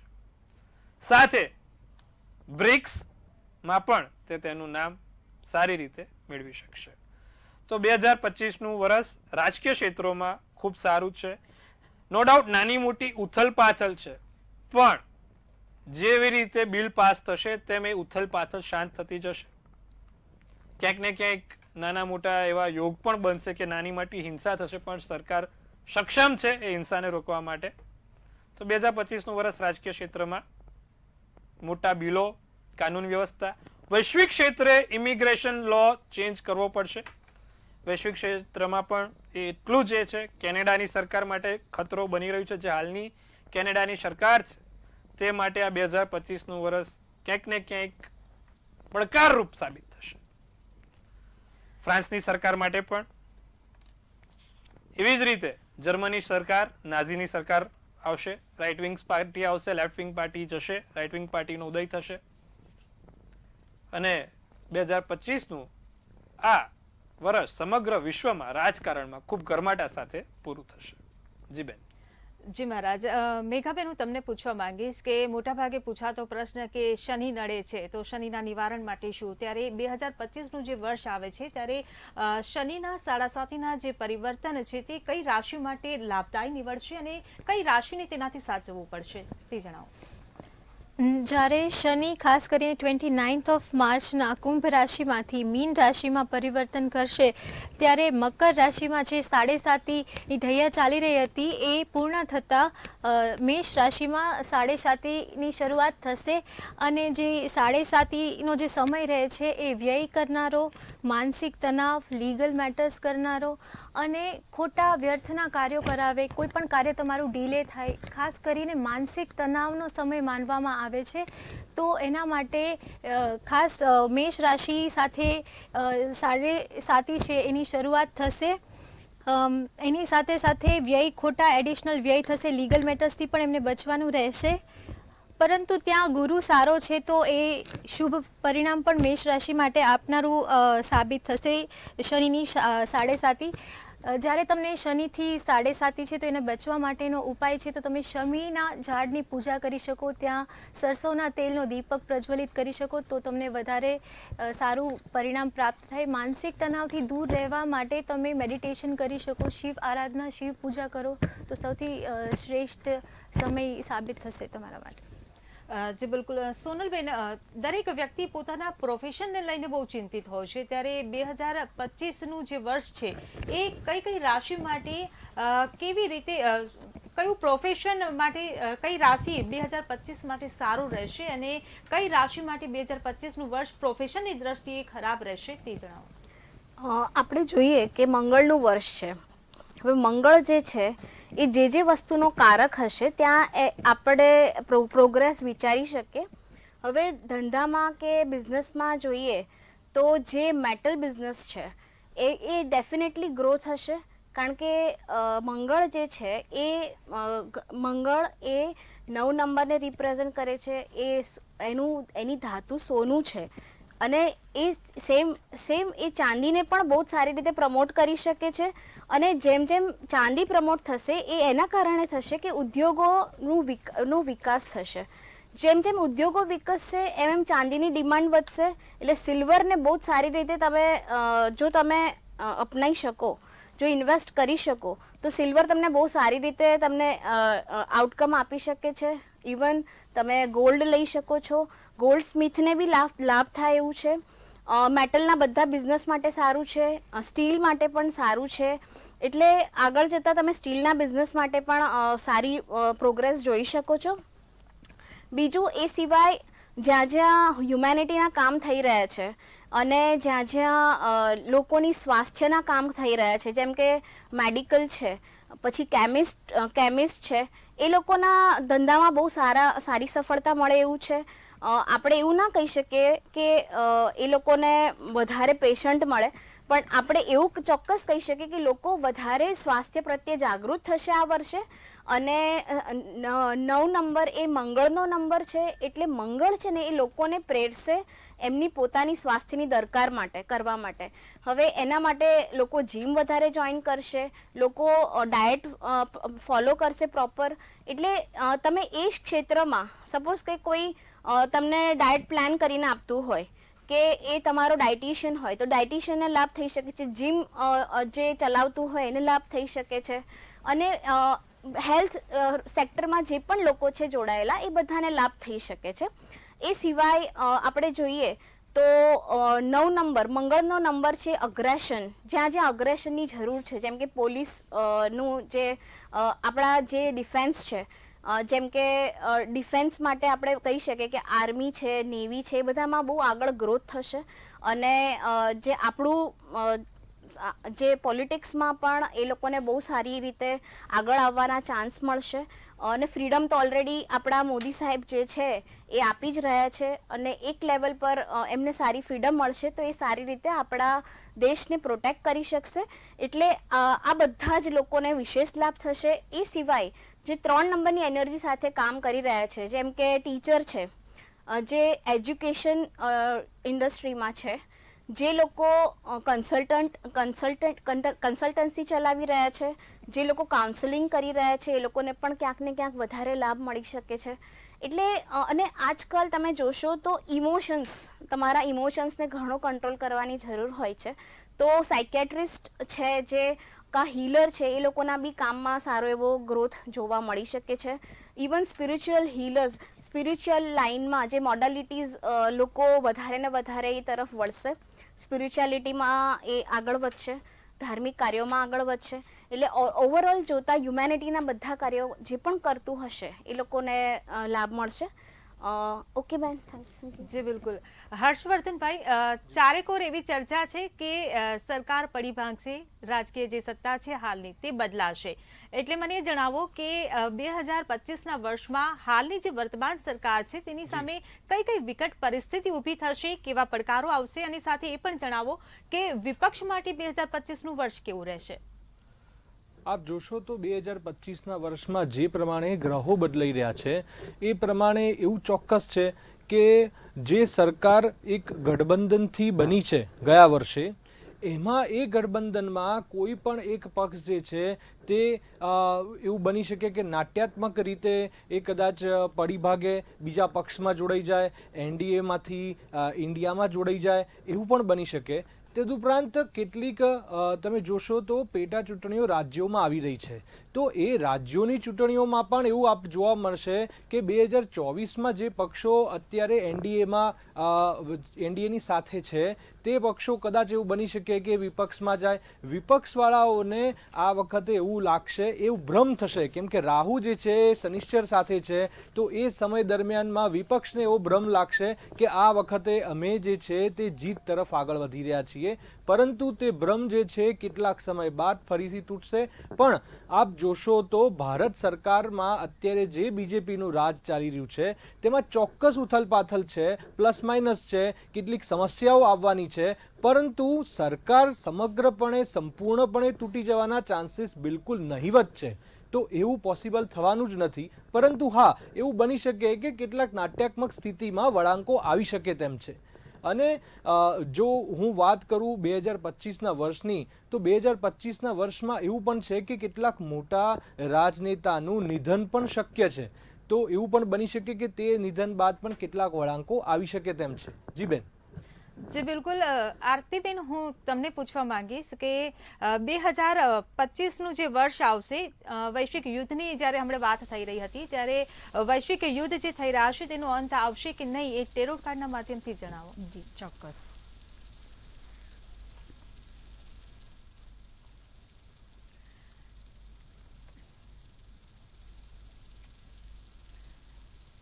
યુદ્ધનો અંત તો નહીં આવે, પણ હા, એને થોડા આપણે ન્યુટ્રલાઇઝ કરી શકીશું. કારણ કે કોન્ફ્લિક્ટ્સ વધવાનું આ ટાઈમ છે.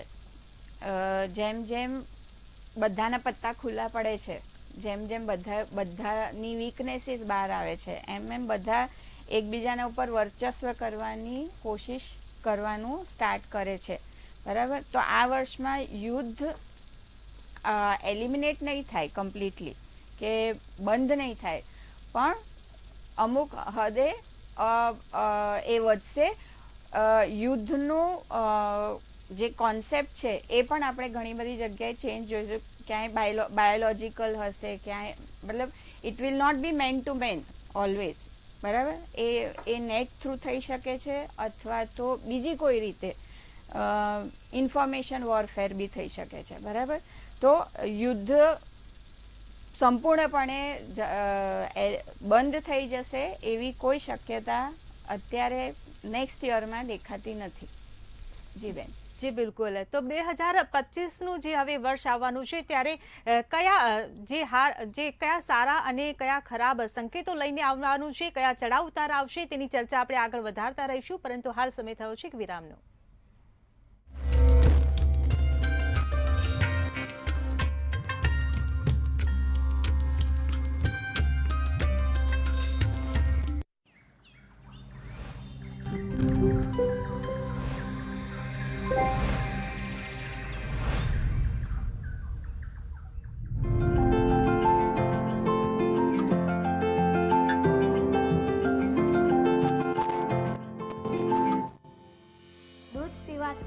શરીર તંદુરસ્ત રહે, મગજ ફ્રેશ રહે, ધ્યાન ભણવામાં રહે. અમે નિયમિત શાળાએ આવીએ છીએ. મને ભણવાની બહુ મજા આવે છે.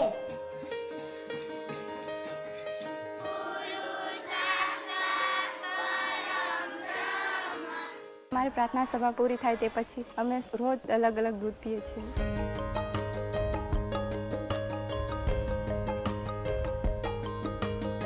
જેમ કે મેંગો, રોઝ, વેનીલા, અલગ અલગ ફ્લેવરનું દૂધ મળે છે. આજે મેંગો ફ્લેવરનું હું દૂધ પીધું. વેનીલા ફ્લેવરનું દૂધ પીધું. દૂધ એ ઉત્તમ આહાર તરીકે માનીએ છીએ. અને હું દૂધ પીમ ને ત્યારથી મને થકાતું નથી. દૂધ પીવાથી અમારી યાદશક્તિ પણ વધી છે. દૂધ પીવાથી અમારા શરીરની બધી ઉણપો દૂર થાય છે. તો આ દૂધ અમારા સ્વાસ્થ્ય માટે ખૂબ સારું છે.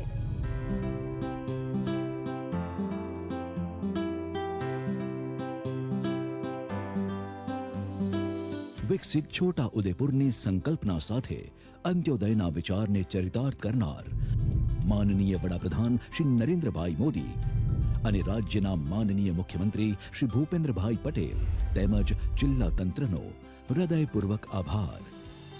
વિકસિત ભારત, વિકસિત ગુજરાત.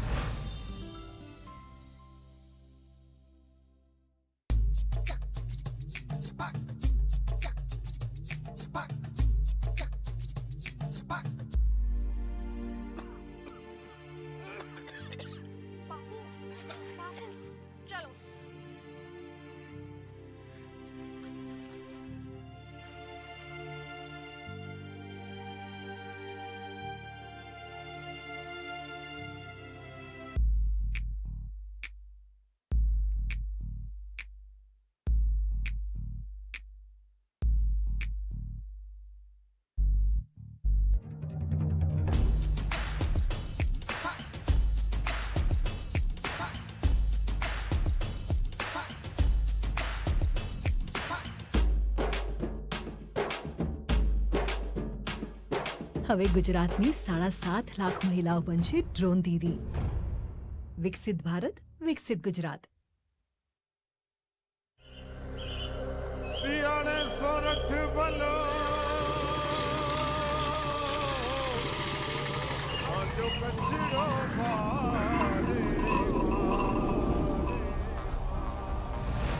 કેમ છો મિત્રો? હું છું હેલી, ફરી લઈને આવી વિકાસની હેલી. આજે હું આવી છું વર્લ્ડના બેસ્ટ ટુરિઝમ વિલેજ ધોરડોમાં.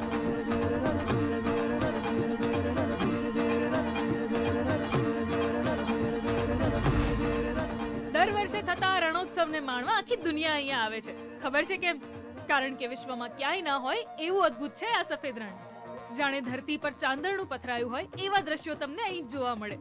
ઉગતા સૂરજ અને ચાંદની રાતના ઐશ્વર્યમાં રણની સુંદરતા કંઈક અલગ જ નીકળીને આવે.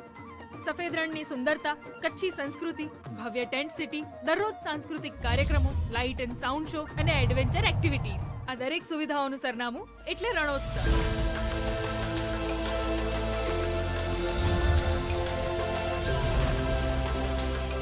રણોત્સવનું બીજું મોટું આકર્ષણ છે અહીંયા આયોજિત આર્ટ એન્ડ ક્રાફ્ટ સ્ટોલ્સ, જ્યાં તમને જોવા મળશે મનમોહક કચ્છી કસબ. અહીંની ભાતીગળ કારીગરી જોઈને તો તમે શોપિંગ વગર રહી જ નહીં શકો.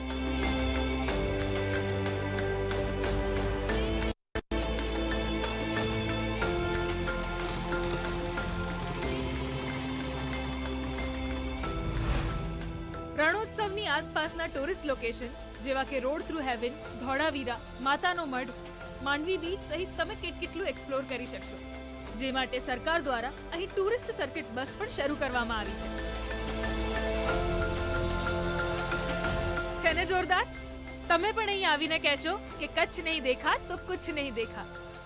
તો હું હેલી ફરી લઈને આવીશ વિકાસની હેલી. વિકસિત ભારત, વિકસિત ગુજરાત.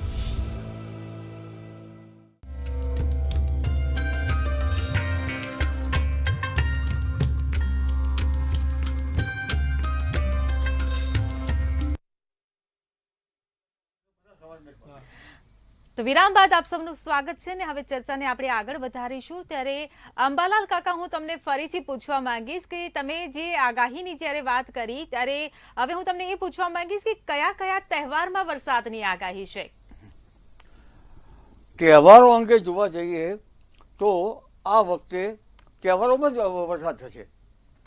લગભગ આપણે ઉત્તરાયણ જે છે એને 14 તારીખથી 18 તારીખ વચ્ચે વરસાદ થવાની કમોસમી વરસાદ થવાની શક્યતા રહેશે.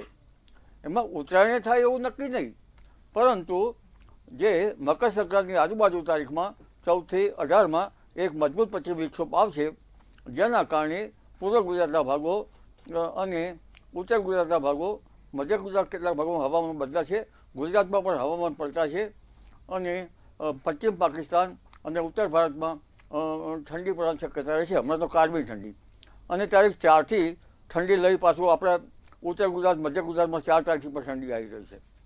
પરંતુ તહેવારો અંગે જોવા જઈએ તો અખાત્રી જે પવન બહુ વધારે ફૂંકાશે અને ચૈત્રી નવરાત્રિ જે આવી રહી છે એમાં પણ આંધી, વંટોળ એ વધુ વધારે એનું પ્રમાણ વધારે રહેશે અને દેશના ઉત્તરીય પર્વતીય પ્રદેશોમાં ભારે વરસાદ થવાની શક્યતા રહેશે. વરસાદ પાછો તરશે એટલે ઓગસ્ટ, સપ્ટેમ્બર આમાં તો તહેવારો આવતા જ હોય છે, એટલે એ તહેવારોમાં જ વરસાદ આવવાની શક્યતા રહે છે, કારણ વરસાદ પાછો તરશે. હવે ગરબા રમવાની વખતે જે છે એ મેઘનો ઉદય, મેઘ જે છે એ ગર્ભ સાડા 6 મહિનાનો હોય છે. એટલે લગભગ માર્ચ, એપ્રિલ, મે, જૂન, જુલાઈ, ઓગસ્ટ, એટલે એપ્રિલ, મે, જૂન, જુલાઈ, ઓગસ્ટ, સપ્ટેમ્બર, ઓક્ટોબર, એ એપ્રિલ માસમાં જો વરસાદ થશે અને એક અક્ષમાસ દોણથી વધુ વરસાદ નહીં થઈ જાય તો પછી નવરાત્રિમાં વરસાદ થવાની શક્યતા રહે છે. એપ્રિલ અને મે એ 75 વરસાદના મેઘ વરસાદ મગના ગણતરી પ્રમાણે હોય છે. ગણતરી વિના આમાં સીધી રીતે ખ્યાલ ના હોય કે ક્યારે વરસાદ થશે. એમ તો બધા ગ્રહોથી અથડાસીધા કરી દઈએ.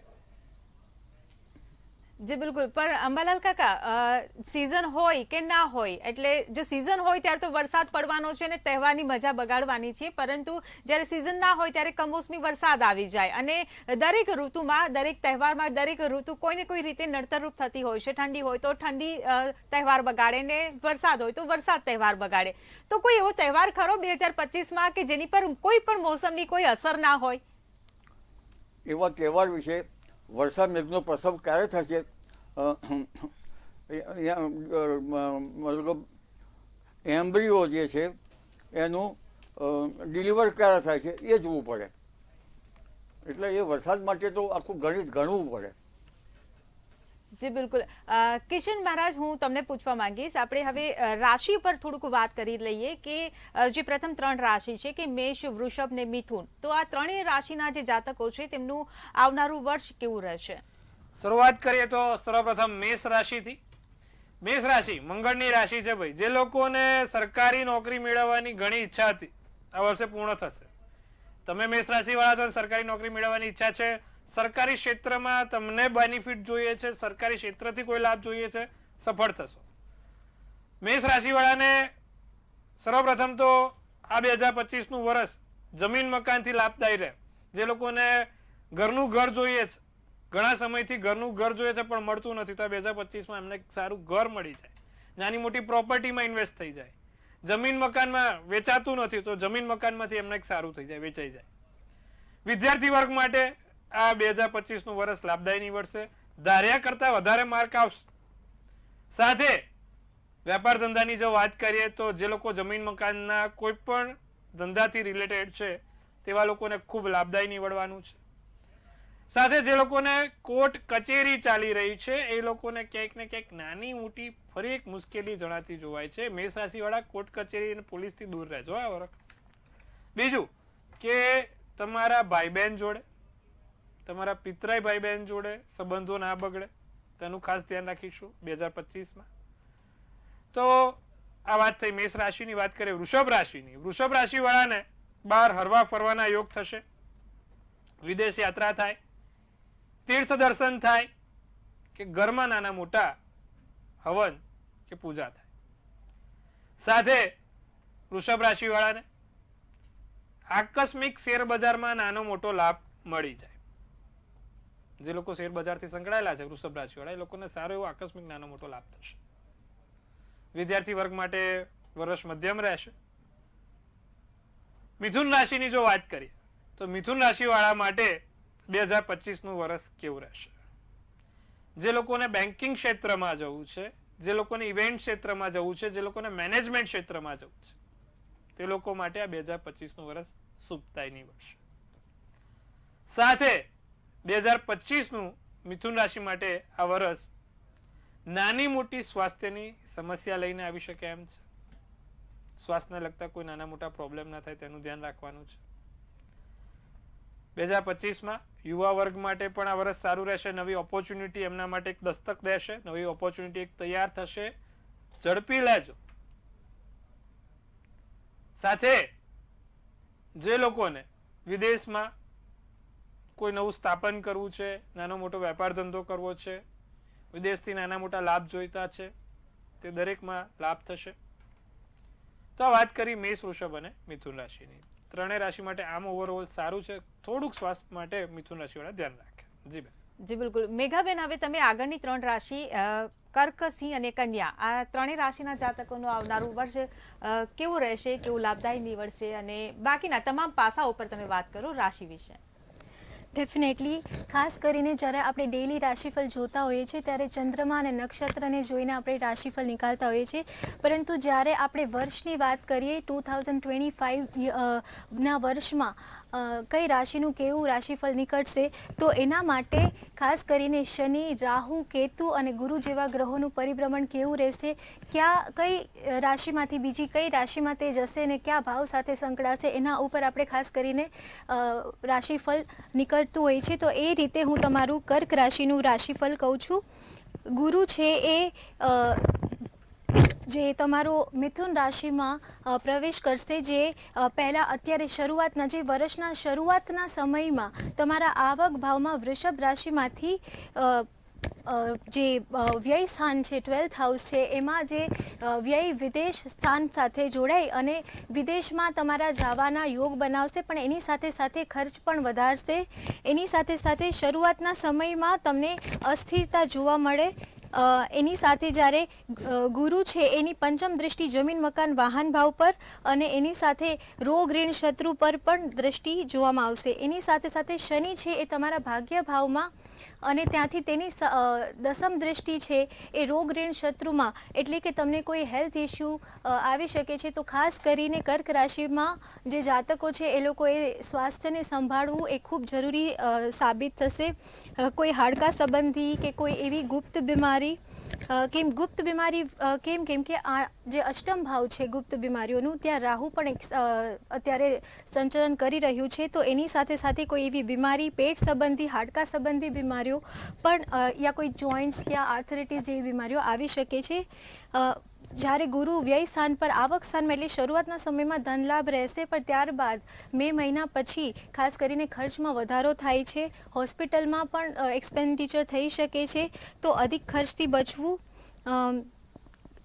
ત્યારબાદ કયો ઉપાય કરવો જેનાથી તમે તમારા જે ગ્રહોની જે વિપરીત પરિસ્થિતિ છે એમાંથી નિવાડો લાવી શકો, તો એના માટે ખાસ કરીને કેળાના ઝાડની વૃક્ષની પૂજા કરવી જોઈએ. ત્યાં ઘીનો દીપક કરવો એ ખૂબ શુભ સાબિત થશે. ત્યારબાદ સિંહ રાશિ પર જો વાત કરવામાં આવે તો ત્યાં ગુરુનું જે પરિવર્તન છે એ પહેલાં વ્યવસાય ભાવ એટલે કે 10th હાઉસમાંથી 11th હાઉસમાં મિથુન રાશિમાં થશે, જે મહાધની એટલે કે સારો એવો ધન યોગ બનાવી રહ્યો છે. તો આવકના ક્ષેત્રોમાં શુભ સાબિત થશે, કોઈ મોટી ઉપલબ્ધિ મળી શકે છે, કોઈ મનોકામનાની પૂર્તિ થઈ શકે છે, આર્થિક ધનલાભ ઉન્નતિના યોગ બનાવશે. એક વાત તો છે કે આ વર્ષના જે ગુરુનું જે પરિભ્રમણ છે એ દરેક વ્યક્તિ માટે વિવાહ અને પ્રેમ અને સંતાનના યોગ બનાવી રહ્યું છે. કેમ કે ગુરુ જે શરૂઆતના સમયમાં વૃષ રાશિમાં, ત્યારબાદ મિથુન અને ત્યારબાદ કર્કમાં ઉચ્ચનો રાશિનો થશે.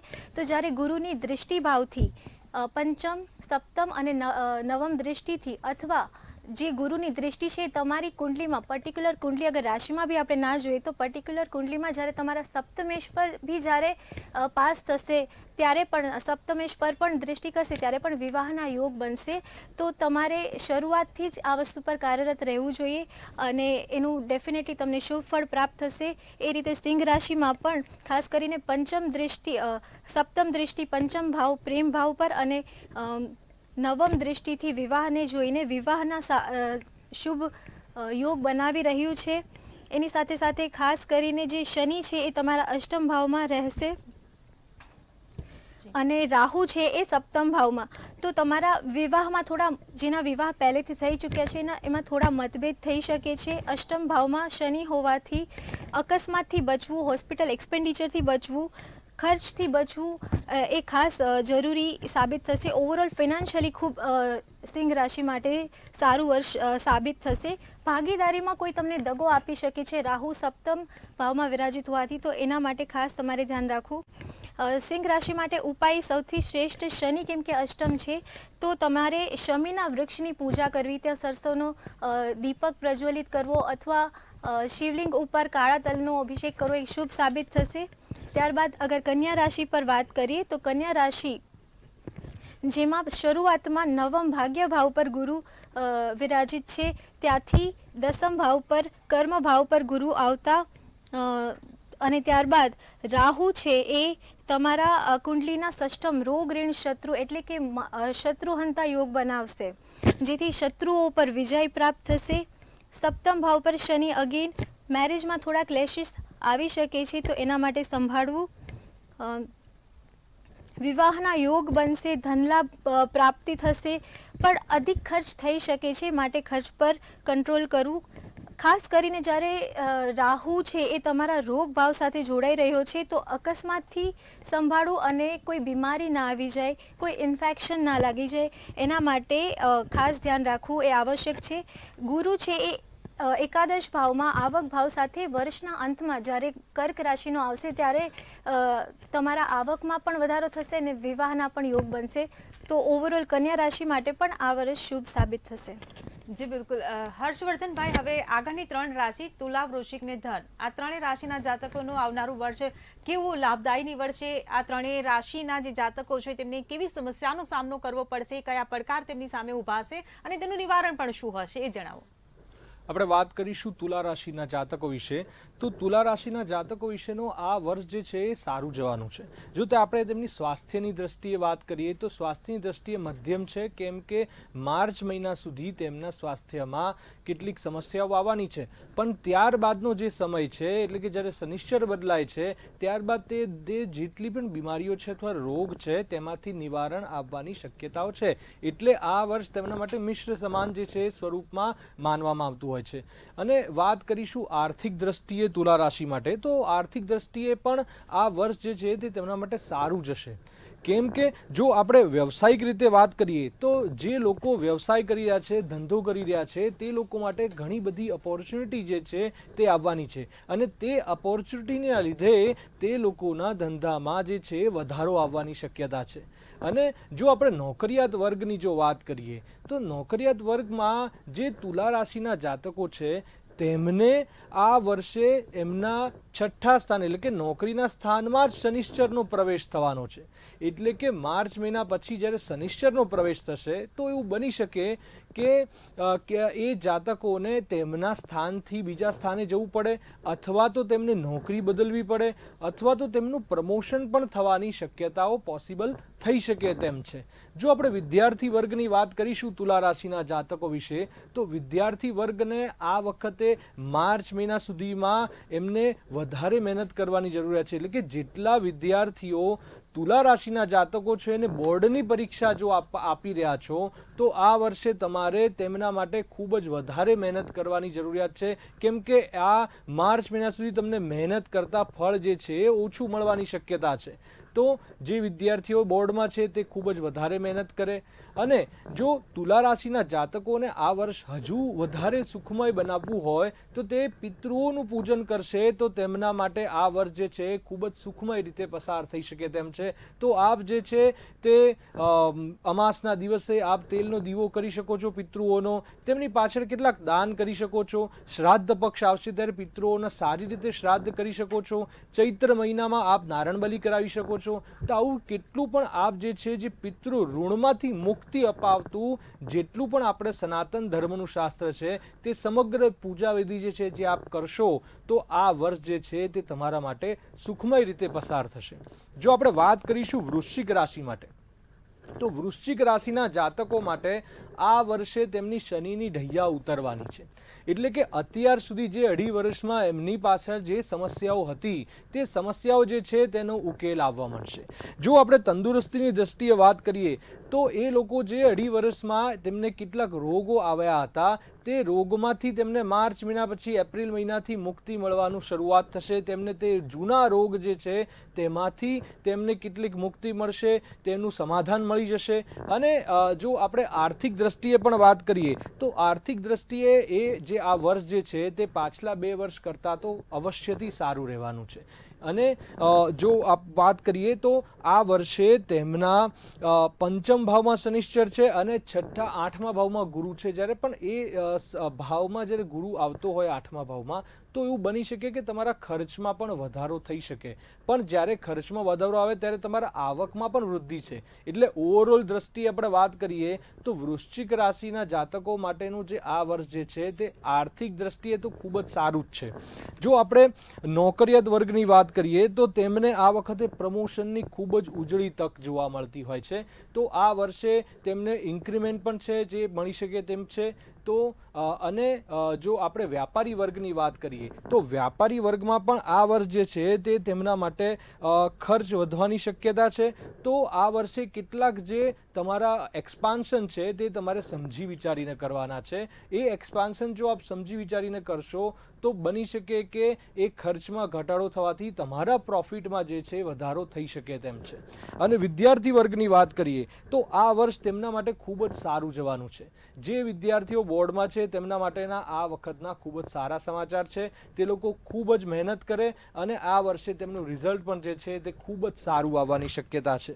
આ વર્ષે જો વૃશ્ચિક રાશિના જાતકો એ ગુરુની ઉપાસના કરશે તો તેમના જીવનમાં જે છે તે વૃદ્ધિ થવાની શક્યતા છે. ગુરુ એટલે કે બૃહસ્પતિ દેવની જો આપ ઉપાસના કરશો, ઓમ બૃહસ્પતયે નમઃ આ મંત્રની માળા પણ કરશો, પીળા વસ્ત્રનું દાન કરશો તો આ વર્ષ જે છે તમારા માટે શુભમય રીતે પસાર થશે. જો આપ વાત કરીશું ધન રાશિ માટે તો ધન રાશિ માટે આ વર્ષ જે છે તે મધ્યમથી ચેલેન્જિંગનો સમય રહેવાનો છે, કેમ કે તેમની પર શનિની ઢૈયા એ જે છે આવવાની છે. એટલે કે માર્ચ મહિના સુધીનો એમનો જે સમય જે છે તે તો સારો જશે, પરંતુ ત્યારબાદ જે છે શનિશ્ચરની ઢૈયા આવવાના લીધે પાછળનો જે સમય જે છે તે તેમના માટે જે છે ચેલેન્જિંગ રૂપ જે છે તે ધારણ કરવાનો છે. આપણે સ્વાસ્થ્યની દ્રષ્ટિએ વાત કરીએ તો માર્ચ મહિનાથી મે મહિનાના જે સમય જે છે તે દરમિયાન તેમને ખૂબ જ ધ્યાન રાખવાની જરૂરિયાત છે.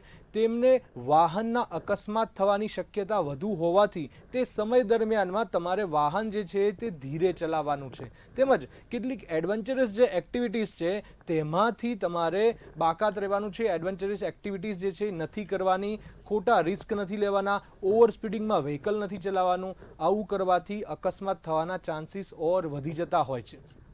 તો આ વર્ષે ધનરાશિના જાતકો જે છે તે તેમનું રોડ પ્રેઝન્સ છે તે શાંતિપૂર્વકનું કરે અને અકસ્માત ન થાય તેનું ખાસ ધ્યાન રાખે. આર્થિક દ્રષ્ટિએ વાત કરીએ તો આ વર્ષ તેમના માટે મધ્યમ જવાનું છે. મે મહિના સુધીનો જે સમય જે છે તે નોકરિયાત વર્ગ માટે એવરેજ રહેશે. પરંતુ ત્યારબાદ જે છે તે તેમને ધાર્યા પરિણામો જે છે એ મળવાની શક્યતા ઓછી છે. કેમ કે શનિની ઢૈયાના લીધે જો આપ એવું એક્સપેક્ટ કરો છો કે અમારું આ વર્ષે પ્રમોશન થશે અથવા તો અમને ઇન્ક્રીમેન્ટ મળશે, તો આ વર્ષે આપને રાહ જોવાની શક્યતા રહેશે. કેમ કે આ વર્ષ જે છે તમારે શાંતિપૂર્વક જે પસાર કરવાનું છે. વ્યાપારી વર્ગની વાત કરીએ તો માર્ચ મહિનાના સુધીનો સમય જે છે તે સારો રહેશે, પણ ત્યારબાદ તેમની પર આપત્તિ આવવાની સંભાવના છે. જે બી વ્યક્તિઓ પાર્ટનરશિપની થી ધંધો કરી રહ્યા છે તેમને ખાસ સાચવવાની જરૂરિયાત છે. કેમ કે પાર્ટનરશિપમાં તમારા પાર્ટનર જે છે તે બની શકે કે કોઈક વિખવાદથી છૂટા પડે, તમારા પાર્ટનરમાં ચેન્જ થાય, તમારી ટ્રીટીઓ ચેન્જ થાય તેવી પણ પોસિબિલિટી છે. તો જે વ્યક્તિઓ, જે ધંધાર્થીઓ પાર્ટનરશિપમાં ધંધો કરી રહ્યા છે તેમને આ વર્ષે ધનરાશિના જાતકોએ અવશ્યથી ધ્યાન રાખવાની જરૂરિયાત છે. જો આપણે કૌટુંબિક દ્રષ્ટિએ વાત કરીએ તો માર્ચ મહિના પછી તમારા બોલવાથી કેટલીક કૌટુંબિક સમસ્યાઓ જે છે ઉદ્ભવવાની શક્યતા છે. એટલે આ વખતે, આ વર્ષે તમારે જો કોઈ પણ કૌટુંબિક મિટિંગો સર્જાતી હોય તો ત્યારે તમારે ખૂબ જ 100 વાર વિચારીને બોલવાની જરૂર છે. કેમ કે તમારા બોલવાથી ઝઘડો જે છે તે વધવાની શક્યતા છે, વિખવાદ વધવાની શક્યતા છે. આથી જ આ વર્ષે જે છે શાંતિપૂર્વક આપે પસાર કરવું. અને વિદ્યાર્થી વર્ગની વાત કરીએ તો આ વર્ષ તેમના માટે મધ્યમ રહેવાનું છે. જો આ વર્ષે તેમના પર શનિની ઢૈયા બેસવાની હોવાથી જો આપ શનિશ્ચર એટલે કે શનિ દેવતાની જો પૂજા અર્ચના કરો છો તો તેનાથી તમારી પર આવનારી જે આપત્તિઓ છે તે ઓછી થશે. આપ કાળા વસ્ત્રનું દાન કરો, કાળા તલનું જે તેલ છે તેનું દાન કરો, શનિને ભગવાનની જેટલી પણ ઉપાસના થતી હોય તે કરો, શનિવાર કરો, આપ ઓમ શનિશ્ચરાય નમઃ મંત્રનો જાપ કરો, તો તેનાથી અવશ્યથી આ વર્ષ જે છે તમારા માટે સુખમય રીતે પસાર થશે. જી બેન. જી બિલકુલ. અંબાલાલ કાકા, તમે પણ મને એક સાર આપો રાશિને લઈને કે મકર, કુંભ અને મીન આ ત્રણેય રાશિના જે જાતકો છે તેમના માટે 2025ના વર્ષમાં કેવા લાભ કે નુકસાન આવશે, કેવા ચડાવ ઉતાર આવશે અને જે પરિવર્તનો આવશે એની જીવન પર શું અસર પડશે, અને ખાસ કરીને સિનિયર સિટીઝનો માટે આ 2025નું વર્ષ કેવું રહેશે? આપણે જોવા જઈએ તો આ રાશિ ગોચરની વાત કરી, પણ લગ્ન કુંડલી પણ જોવી જોઈએ. મકર રાશિના જાતકો છે એ ચર રાશિમાં છે. ચર રાશિ માટે પરદેશની, એમને જો પરદેશના યોગ સારા છે તો પરદેશમાં જવાનો ચાન્સ મળશે. 1, 4, 7 અને 10 એ ચર રાશિ છે. પરંતુ મકર રાશિ અંગે જોવા જઈએ તો આ વખતે ગુરુનું ભ્રમણ, ગુરુ અતિચારી છે, ગુરુનું ભ્રમણ વૃષભ અને મિથુનમાં થશે. જ્યારે ગુરુનું ભ્રમણ વૃષભમાં થશે ત્યારે યુનિવર્સિટી ડિગ્રી ઉચ્ચ લેવાનું, શિક્ષણ કરવામાં અને આગળ ભણવામાં એને સારું રહેશે. પરંતુ હર્ષલનું ભ્રમણ જે છે એ પંચમ સ્થાનમાં રહે છે. પંચમ સ્થાન જે છે એ વિદ્યાનું છે. એટલે આઈક્યુનો માપદંડ હશે તો કે જેની જે પરીક્ષાની તૈયારી કરતા છે, કોઈ આઈએસની તૈયારી કરતા છે, કોઈ ઉચ્ચ પરીક્ષાની તૈયારી કરતા છે, કોઈ આઈજીપીની તૈયારી કરતા છે, તો એમના માટે સારું રહેશે. બીજું અન્ય જોવા જઈએ તો લગભગ નેપચ્યુન છે એ મીન રાશિમાં છે. એટલે નેપચ્યુનનું જે ભ્રમણ છે એ એમના ત્રીજા ભાવમાં થશે. એટલે જ્યાં જળ સ્ત્રોત છે એ અને જ્યાં જલીય જે છે એના નજીકમાં પરદેશનો યોગ જોવા આપણને મળે. આ માટે લગ્ન કુંડળી અને રાશિ કુંડળી બંનેને મૂલવી યોગ રહેશે. પરંતુ આ મકર રાશિ અંગે જોવા જઈએ તો પનોતેરની મોકાણ જે છે એ 29/2025 એપ્રિલથી પનોતેરની મોકાણ પૂરી થશે. એટલે એ દ્રષ્ટિએ એનું સારું થશે. અને જ્યારે ગુરુ મિથુન રાશિમાં આવશે ત્યારે ખાનપાનમાં કાળજી રાખવી પડશે, કારણ કે પાચન સંબંધી એમને બીમારીઓ આવી શકે. અને ત્યારબાદ દાંપત્ય જીવન જોવા જઈએ તો દાંપત્ય જીવનમાં કોઈ નોંધપાત્ર ફેરફાર નથી. જો 1, 4, 7, 8, 10 ને 1, 4, 7, 8 અને 12 ભાવમાં જો ક્રૂર ગ્રહો હશે, શાપિત દોષ હશે તો એ મુશ્કેલી આવી શકે. બાકી કર્ક રાશિ જે છે એનાથી એમને સેન્સિટિવનેસમાં વધારો થશે. અને લગભગ મકર રાશિમાં 10, 11, 12, 1, 2, 2 મિથુન રાશિ જે છે એ 8મા ભાવમાં આવે છે. એટલે જો બુધ જે છે પંચમ ભાવનો માલિક થઈને કોઈ પંચમ ભાવમાં હશે કે 8મા બુધ હશે તો સંતાન માટે ક્યારેક રાહ જોવાઈ શકે. ઓવરઓલ એવરેજ જોવા જઈએ તો જે નેપચ્યુનનું ભ્રમણ એ મીન રાશિમાં એના માટે બહુ સારું રહેશે અને વિદ્યાર્થીઓ માટે સારું રહેશે. કૌટુંબિક માટે શનિની મોકણ પૂરી થઈ જતાં સારું રહેશે. તેમજ સિનિયર સિટીઝનો માટે જોવા જઈએ તો પણ એકંદરે સારું રહેવાની શક્યતા રહેશે. ત્યારબાદ આપણે કુંભ રાશિ જોવા જઈએ તો કુંભ રાશિમાં રાહુ પાછો 18/5 પછી રાહુ આવશે. એ રાહુ જે છે એ દાંપત્ય જીવનમાં ઘણી વખત તકરાર કરાવતો હોય છે.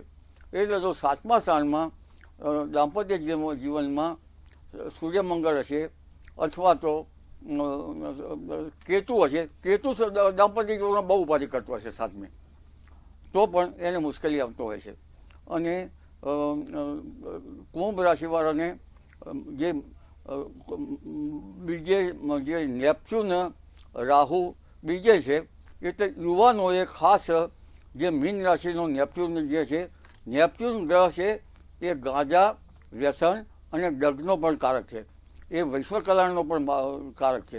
એટલે જે રવાડે ચડી ગયા છે જે યુવાધન એને ડ્રગ્સ લેવી યોગ્ય રહેશે નહીં. અને ત્યારબાદ કુંભ રાશિમાં 11, 12, 1 ને 2માં એના યુનિવર્સિટી સ્થાનમાં ગુરુ આવશે, વિદ્યાસ્થાનમાં પણ ગુરુ આવશે. સિંહ રાશિ જે છે એ 7મા ભાવમાં આવશે. એટલે 7મા ભાવમાં જન્મ લગ્નમાં જો સૂર્યમંગળ અંગારક યોગ હશે અને આ વખતે તો આવા જાતકોએ જો મેલ હોય તો અર્ક વિવાહ અને ફિમેલ હોય તો કુંભ વિવાહ કરાવવા યોગ્ય રહેશે. જી બિલકુલ. આરતીબેન, આપણે 2024નું વર્ષ જોઈએ કાં તો પાછળના કોઈ પણ વર્ષ જોઈએ, યુવા વર્ગ ઘણો પીડાતો આપણે જોયો છે, યુવા વર્ગ ઘણો સંઘર્ષ કરતો જોયો છે. ઘણા બધા આંદોલનો આપણે યુવા વર્ગના જોયા છે. ભણે છે પણ નોકરી નથી મળતી, નોકરી મળે છે તો નોકરી કાયમી નથી હોતી, જેના કારણે તેમને ઘણા બધા આંદોલનો પણ કર્યા. ત્યારે ટેરો કાર્ડના માધ્યમથી મને એ જણાવો કે યુવા વર્ગ માટે આવનારું વર્ષ કઈ નવી તકો લઈને આવશે. અને ઓવરઓલ પરિસ્થિતિ જોવા જઈએ ને તો એક એવી પણ રાહ ઉઠી છે કે હવે આ દેશને યુવા નેતાઓની જરૂર છે, તો રાજકીય ક્ષેત્રે યુવાઓને કેટલી તક મળશે? જી બિલકુલ, આપણે જોઈ લઈએ. ટેરો કાર્ડના માધ્યમથી આપણે ચેક કરીએ તો આજનો જે યુવા છે એ હવે રાઈટ દિશામાં, રાઈટ ડાયરેક્શનમાં એને કાર્યબદ્ધ થયો છે. એ પોતાનું ડાયરેક્શન ચૂઝ કરતો થયો છે. અત્યાર સુધી તો આપણે જોઈએ તો પ્રોપર ઇન્ફોર્મેશન જ નહોતી. ઘણી બધી વસ્તુ આપણાથી છુપાવવામાં આવી હતી. ઘણા બધા સિક્રેટ્સ હતા જે આ 2024માં ઉજાગર થયા છે. તો હવે જે આપણે કહીએ ને કે ભૂલે ભટકે યુવા થે, જે રાહુલ ગાંધી કહે છે મોસ્ટ ઓફ ધ ટાઈમ, બરાબર. તો હવે એ યુવાને પ્રોપર દિશા મળવાનું સ્ટાર્ટ થયું છે. તો જે મેં તમને લાસ્ટ ટાઈમ બી કીધું કે હવે ઘણા બધા સ્ટાર્ટઅપ્સ, ઘણા બધા નવા વેન્ચર્સ શરૂ થશે. લોકો નોકરીઓ ઉપર એટલી ડિપેન્ડન્સી નહીં રાખે. જે પોતાની જે ઇનોવેટિવ એબિલિટી છે અને પોતાની જે કાર્યક્ષમતા છે એ પોતાના નિજ કાર્યોમાં, પોતાના નવા સ્ટાર્ટઅપ થ્રુ એ લોકો એને ચેનલાઇઝ કરશે. તો યુવાઓ માટે જે પહેલાં ગુમરાહ થઈ જતા હતા અને ગુમરાહ કરવામાં આવતા હતા, હવે એ લોકોમાં બી એક પોતાનું આંતરિક સૂઝ આવી છે આ વર્ષથી, જે મેં આપણે જોયું બી છે અને અનુભવ્યું બી છે કે અને રહી વાત આંદોલનોની, એ તો બધા ફંડેડ આંદોલનો હોય છે જે લોકો કરે છે, બરાબર. પણ હવે લોકોમાં એ સમજ આવી છે, યુવાઓમાં સ્પેશિયલી, કે આ બધું કરવાથી કશું મળવાનું નથી. બેઝિકલી તમે પોતાની ઉર્જાને રાઈટ દિશામાં ચેનલાઇઝ કરો તો એ રાઈટ આઉટકમ આપશે.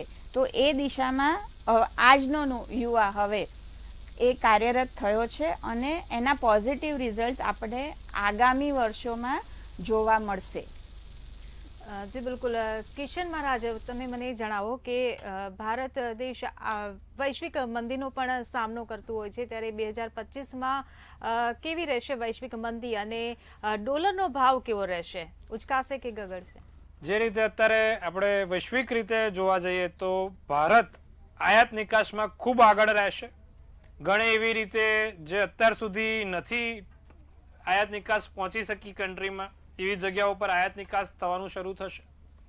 લેટિન અમેરિકા એ ભારત માટે એક સારું તક સાબિત થઈ શકશે. તો લેટિન અમેરિકાની અંદર પેરુ છે, અર્જેન્ટિના છે, એવા દેશો છે જે એક સારી તક ઊભી કરશે ભારત માટે આયાત નિકાસ માટે.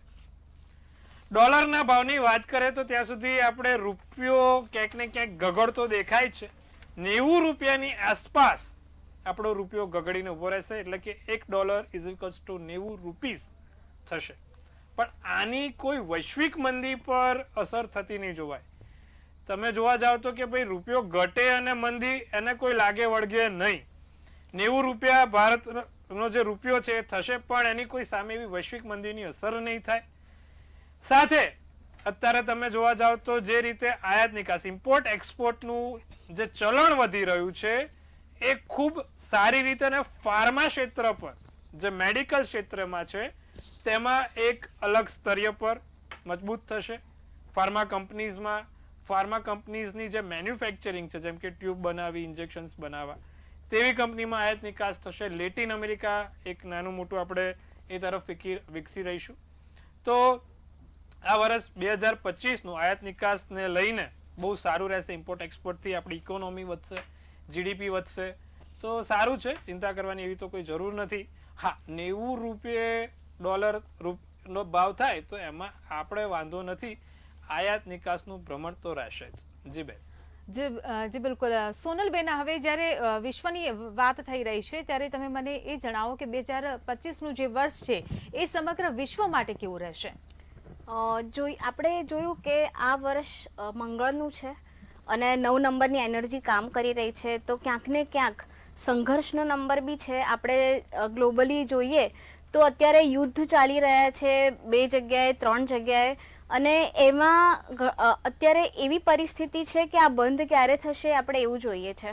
તો 9 નંબરનો જે આંક છે એ પૂર્ણાંક છે, એટલે હવે એના પછી 1 નંબર આવશે. એના 2026માં 1 નંબર આવશે જે નવી શરૂઆત બતાવે છે. એટલે ક્યાંક ને ક્યાંક આ વર્ષના અંતમાં આપણે એવું કહી શકાય કે યુદ્ધના અંતની શક્યતાઓ દેખાઈ રહી છે. હા, એ પહેલાં કદાચ એનું લેવલ જે છે એ વધી શકે છે, પણ 9 અંક જતાં જતાં પૂર્ણાંક સૂચવે છે. એટલે આપણે એવી આશા રાખીએ કે યુદ્ધના જે અત્યારે જે પ્રોબ્લેમ્સ ચાલી રહ્યા છે એમાં ઓટ આવે અને ધીરે ધીરે પહેલાં 4 મહિના તો ખૂબ વધશે, પણ પછીના જે મહિનાઓ છે એમાં ધીરે એમાં વિક્ષેપ આવશે અને ધીરે બંધ પડશે. હવે આગળ આપણે એવી વાત કરીએ કે 9 નંબરની એનર્જી જે બહુ જ કેમ કે ગરમીનો વધારો કરશે. એટલે ગ્લોબલ વોર્મિંગ જે આપણે 2024ના વર્ષમાં ગ્લોબલ વોર્મિંગથી આપણે જે પરિસ્થિતિ સર્જી હતી, તો આપણા ઉનાળામાં આપણે જોઈએ તો એટલી બધી ગરમી હતી, રેકોર્ડ બ્રેક ગરમી હતી. આ વર્ષે એનું પ્રમાણ ઓર વધવાનું છે. ગ્લેશિયર્સ ઓર પીગળીને પાણીના ફોર્મમાં આવશે અને સુનામી આવવાની શક્યતા છે, કારણ કે ભૂમિનો પુત્ર છે મંગળ, એ ભૂમિનો પુત્ર છે, એટલે ભૂમિની અંદર પણ હિલચાલ કરશે જ. દાવાનળ ફાટી શકે છે, કારણ કે એ ક્યાંક ને ક્યાંક આગ બી સૂચવે છે. આગના ઘણા બધા બનાવો બી બની શકે છે, અકસ્માત સર્જાઈ શકે છે. આ બધી નેગેટિવ પોઈન્ટ્સ થયા. પણ હવે જો પોઝિટિવ આપણે જોઈએ તો જ્યાં એનર્જીને જ્યાં વેગ મળતો નથી એવી જગ્યાએ એ એનર્જીનો બી કામ કરશે, પોતાનું કામ કરશે, કે જે જગ્યાએ એનર્જીની જરૂર છે ત્યાં એને બૂસ્ટ કરવાનું કામ કરશે.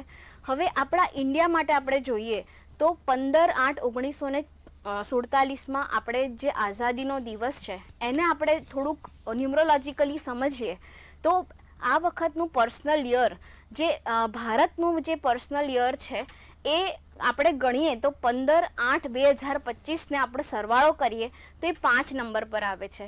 હવે જે 5 નંબર છે એ ધંધો અને વ્યવસાય સાથે કનેક્ટેડ છે.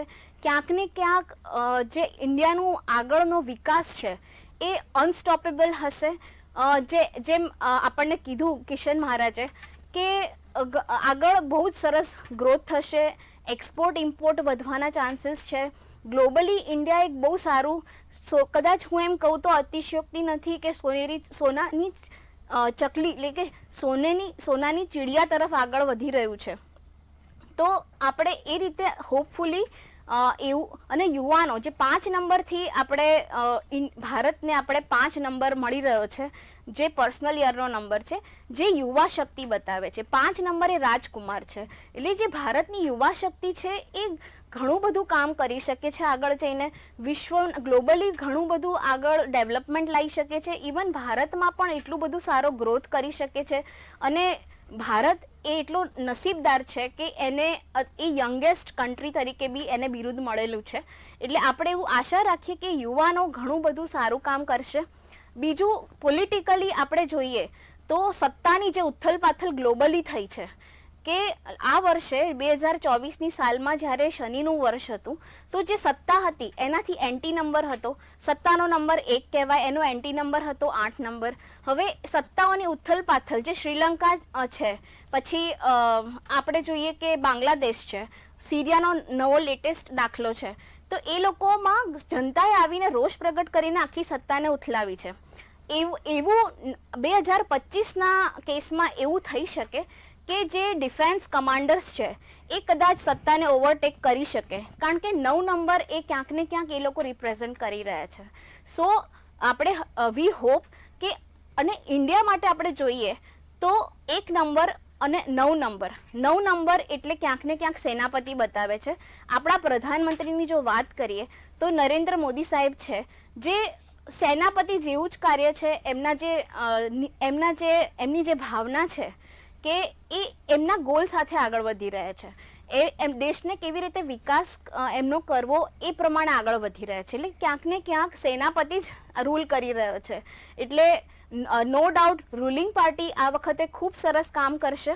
અને જો ભલે એને પછાડવા માટે ઘણા પ્રયત્ન થશે. જો ઓપોઝિશન નહીં હોય તો રૂલિંગ પાર્ટી વધારે કેવી રીતે જોશમાં આવશે.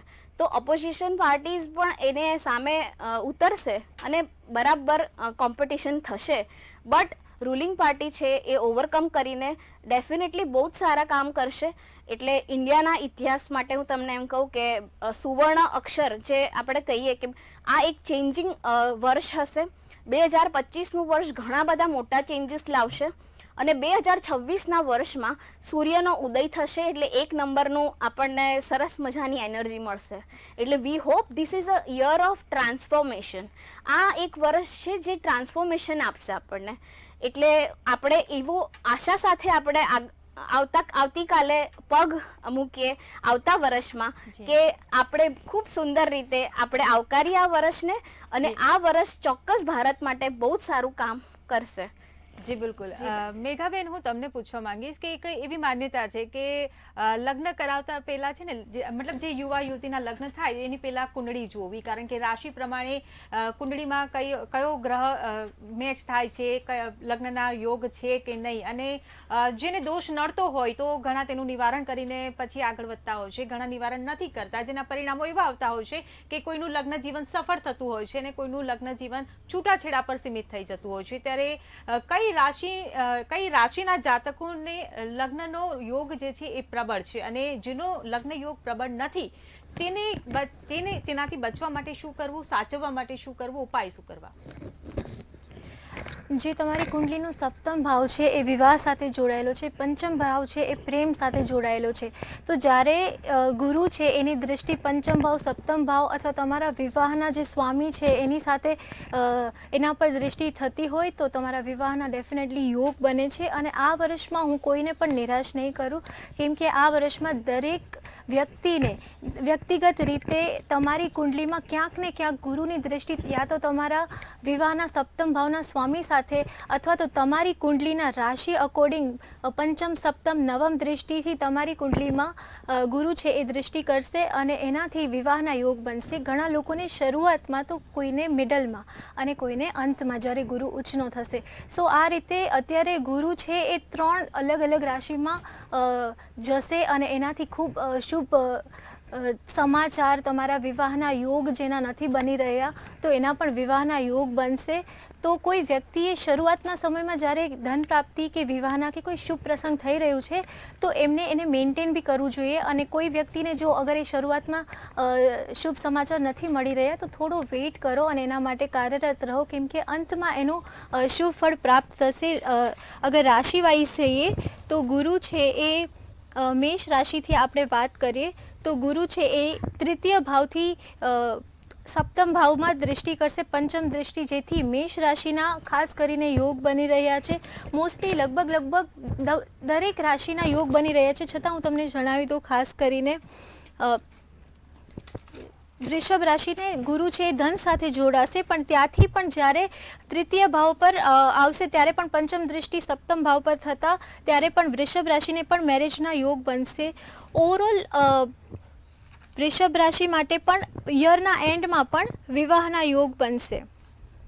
ત્યારબાદ મિથુન રાશિ પર આવે તો મિથુન રાશિને સપ્તમ લગ્નમાં જ ગુરુ છે તો સપ્તમ ભાવ પર દૃષ્ટિ થતાં ત્યારે પણ વિવાહના યોગ બને છે. કર્ક રાશિમાં પણ જ્યારે એકાદશ ભાવમાં શરૂઆતના સમયમાં જ્યારે ગુરુ એકાદશ ભાવ પર હશે ત્યારે પંચમ દૃષ્ટિ અને સપ્તમ દૃષ્ટિથી વિવાહ અને પ્રેમના યોગ બનશે. સિંહ રાશિ છે તો સિંહ રાશિને પણ જ્યારે મિડલ ટાઈમ આવશે મે મહિના પછી પંચમ દૃષ્ટિથી સપ્તમ દૃષ્ટિથી પંચમ પ્રેમ ભાવ અને સપ્તમ દૃષ્ટિ પર ત્યારે પણ દૃષ્ટિ થશે અને આ રીતે સિંહ રાશિના પણ વિવાહના યોગ બની રહ્યા છે. તો આ તમને હું કેલ્ક્યુલેશન જણાવી રહી છું કે આ રીતે પણ લગભગ મોસ્ટલી તમામ રાશિઓને વિવાહના યોગ બની રહ્યા છે. અગર કોઈ રાશિમાં નથી બની રહ્યા તો તમારી કુંડલી અકોર્ડિંગ જોશો તો ગુરુ કોઈ રીતે તમારી કુંડલીમાં યોગ બનાવી રહ્યો છે. સો વિવાહ માટે ખૂબ શુભ ફળ આપનારો ગ્રહ છે. અને કોઈ વ્યક્તિના અગર વિવાહ સંબંધી સમસ્યા આવી રહી છે તો તમે એના માટે ખાસ ઉપાય બતાવો જે અત્યાર સુધી ક્યારેય ફેલ નથી થયો. ઇનફેક્ટ હું જ્યોતિષ છોડવા તૈયાર છું. જો આ ઉપાય તમારા માટે ધન સંબંધી અને તમારા માટે જો કોઈ વિવાહ કે કોઈ શુભ કાર્યમાં સફળ નથી થતો તો એટલો મને વિશ્વાસ છે કે આ ઉપાય તમારા માટે કામ કરશે. ગુરુવારના દિવસે તમે વ્રત કરો અને એની સાથે સાથે કેળાના વૃક્ષની પૂજા કરો તો એનાથી તમને 100% તમારા કોઈ પણ ધન સંબંધી સમસ્યા છે કે વિવાહ સંબંધી કે કોઈ શુભ કાર્ય તમારા અટકી રહ્યા છે તો એનાથી તમને 100% બેનિફિટ મળશે. ઘીનો દીવો કરવો જોઈએ, જળમાં હલ્દી નાખી જળ ચડાવવું જોઈએ, પૂજા કરવી જોઈએ બૃહસ્પતિ દેવની, કેમ કે કેળાના વૃક્ષમાં બૃહસ્પતિ અને વિષ્ણુ ભગવાનનો વાસ હોય છે. તો આ એક ખૂબ સટીક ઉપાય છે જે તમે કરી શકો. જી બિલકુલ. હર્ષવર્ધનભાઈ, હું તમને પૂછવા માંગીશ કે એક જે ધંધાર્થી વેપારી વર્ગ જે છે એ જ્યોતિષ શાસ્ત્રમાં બહુ માનતું હોય છે, ત્યારે વેપારીઓ માટે કેવા લાભાલાભ થશે કે નુકસાન થશે, અને ખાસ કરીને રોકાણકારો માટે રિયલ એસ્ટેટમાં ઘણા વેપારીઓ રોકાણ કરતા હોય છે, તો એ લોકો માટે આ 2025નું વર્ષ કેવું રહેશે? 2025ના વર્ષમાં વ્યાપારિક દ્રષ્ટિએ વાત કરીએ તો ઘણા બધા ધંધામાં જે છે એ ઉથલપાથલ આવવાની છે. બેઝિકલી હું એવું માનું છું કે 2025નું વર્ષ જે છે જેમ બહેને કીધું એ પ્રમાણે રિવોલ્યુશનરી છે, એટલે કે પરિવર્તનદાયક છે. આ વર્ષે એઆઈનો જે છે જે દબદબો વધવાનો છે. એટલે કે જે લોકો કોમ્પ્યુટરાઇઝ સિસ્ટમો, જે જૂની સિસ્ટમો છે તેના ધંધા કરી રહ્યા છે તો તે લોકોને તેની પર ખૂબ જ કપરી અસરો આવવાની શક્યતા છે. અને જે વ્યક્તિઓ એડવાન્સ ટેકનોલોજી માટેનું કામ કરી રહ્યા છે તે વ્યક્તિઓ માટે આ વર્ષે જે છે તે ખૂબ જ સારો ધંધામાં લાભ થવાની શક્યતાઓ છે.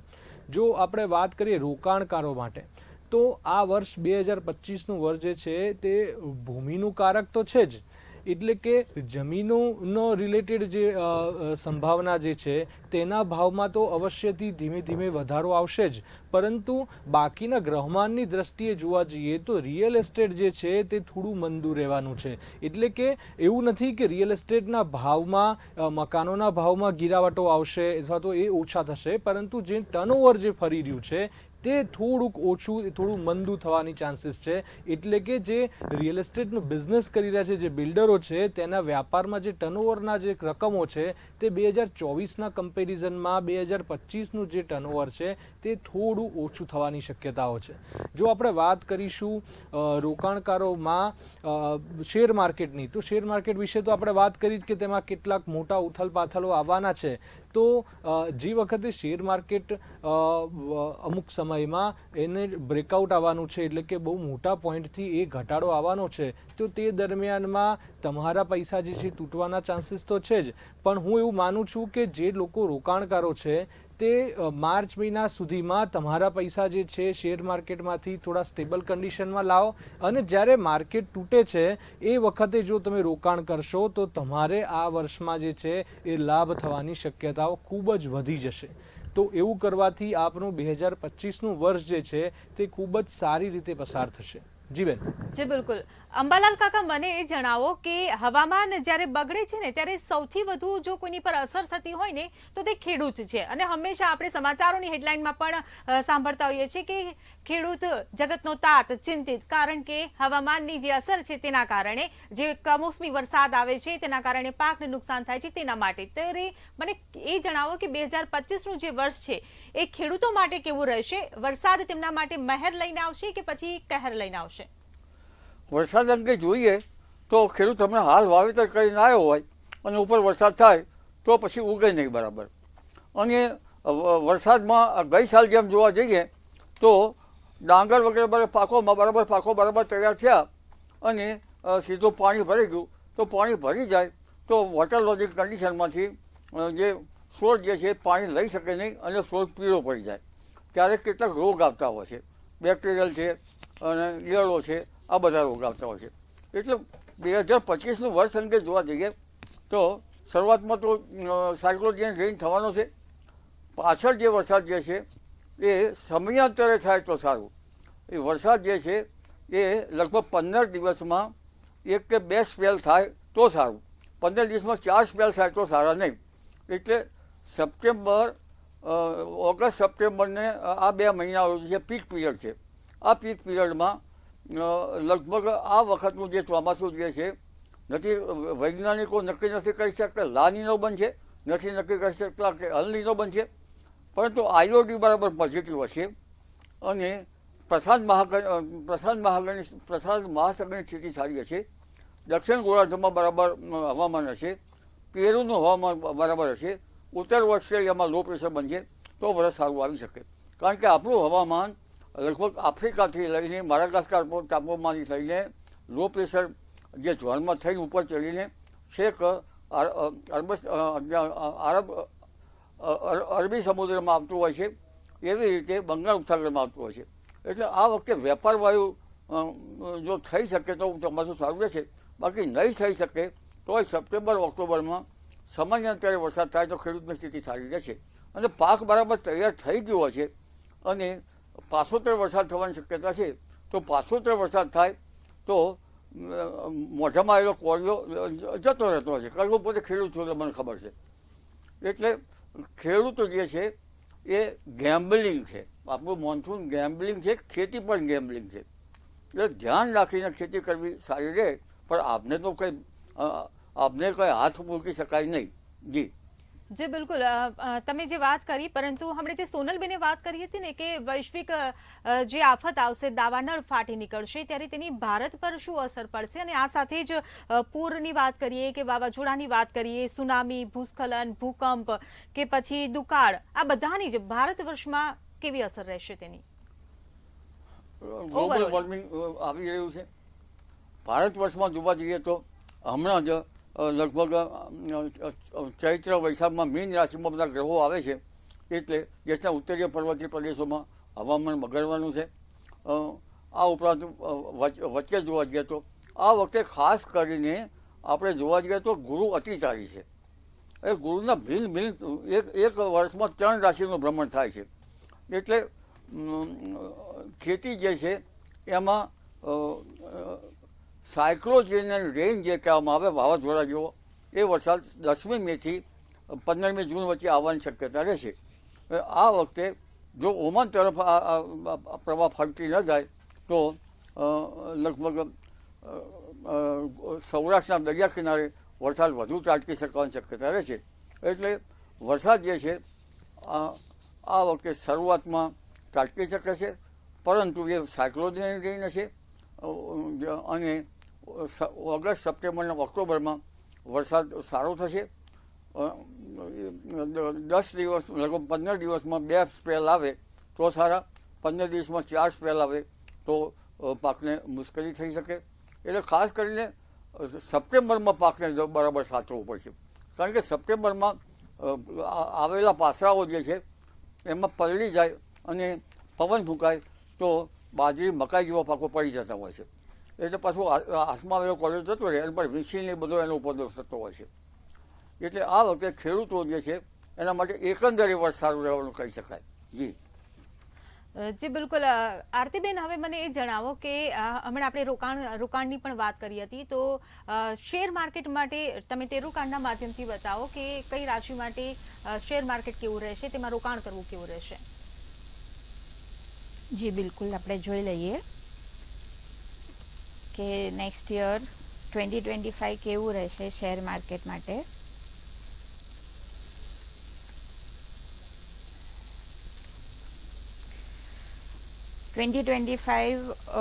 શેર માર્કેટ માટે ખૂબ જ સારું રહેશે.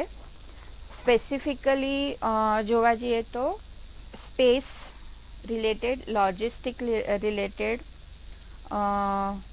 સ્ટીલ અને ઇન્ફ્રાસ્ટ્રક્ચર, આ ત્રણમાં, આ 4 ફિલ્ડમાં જો આપણે ઇન્વેસ્ટ કરીશું તો ખૂબ જ સારું રહેશે. પણ ઓવરઓલ યસ, માર્કેટ ખૂબ સ્ટેબલ અને સારું રહેશે. ઇન્વેસ્ટમેન્ટ પર્સપેક્ટિવથી go ahead. All the best. જી બિલકુલ. હું અહીંયા જેટલા પણ ગેસ્ટ છે તેમને એક ક્વિક આન્સર પૂછવા માંગીશ કે ચાહે રાશિ કોઈ પણ હોય, સમસ્યા તેની સામે આવવાની છે. 2025 હોય કે કોઈ પણ વર્ષ હોય, ત્યારે કોઈ પણ સમસ્યા આવે છે, કોઈ પણ ક્ષેત્ર માટે, કોઈ પણ બાબત માટે, પાસા કોઈ પણ હોય, ત્યારે સમસ્યા જે આવે છે તેનું નિવારણ કરવા માટે તેને 2025ના વર્ષમાં શું કરવું, એ મને વન લાઇનરમાં કાં તો શોર્ટમાં જવાબ આપો દરેક ગેસ્ટ. શરૂઆત કરીએ. છે ને, આપણે ભગવત ગીતામાં લખ્યું છે કે જે લોકો દ્વાદશી મંત્ર, વિષ્ણુ ભગવાનનો મંત્ર, ઓમ નમો ભગવતે વાસુદેવાય, સવાર ઉઠો, જમણો પગ પહેલા તમે મૂકો, એટલે આ દ્વાદશી મંત્ર 12 વાર બોલીને તમે પગ મૂકો છો તો તમારા જીવનમાં સારી પોઝિટિવ એનર્જીઝ મળતી રહે છે. કીધું એ પ્રમાણે કે ભાઈ નાના મોટા ઉતાર ચઢાવ, સ્ટેબલ અનસ્ટેબલ તો રહેવાનું છે, પણ જે પોઝિટિવ એનર્જીથી આગળ વધે છે તે જગ જીતે છે. તો આ એક નાનો મોટો ટૂચકો કરવાથી તમે લાઈફમાં પોઝિટિવિટી જોઈ શકશો અને લાભ પણ થશે. જી બિલકુલ. મેઘાબેન, મેં જે સવાલ પૂછ્યો એનો જવાબ તમે આપો. વિષ્ણુ ભગવાન છે એને ખાસ કરીને પાલનહાર કહેવામાં આવે છે. તો વિષ્ણુ સહસ્રનામાવલીનો જે પાઠ તમે કરી શકો તો પણ શ્રેષ્ઠ સાબિત થશે. એની સાથે સાથે ખાસ કરીને ગાયને લીલું ઘાસ આપવાથી અને ચણાની દાળ અને ગોળ આપવાથી તમારો બુધ અને ગુરુ બંને શુભ સાબિત થશે.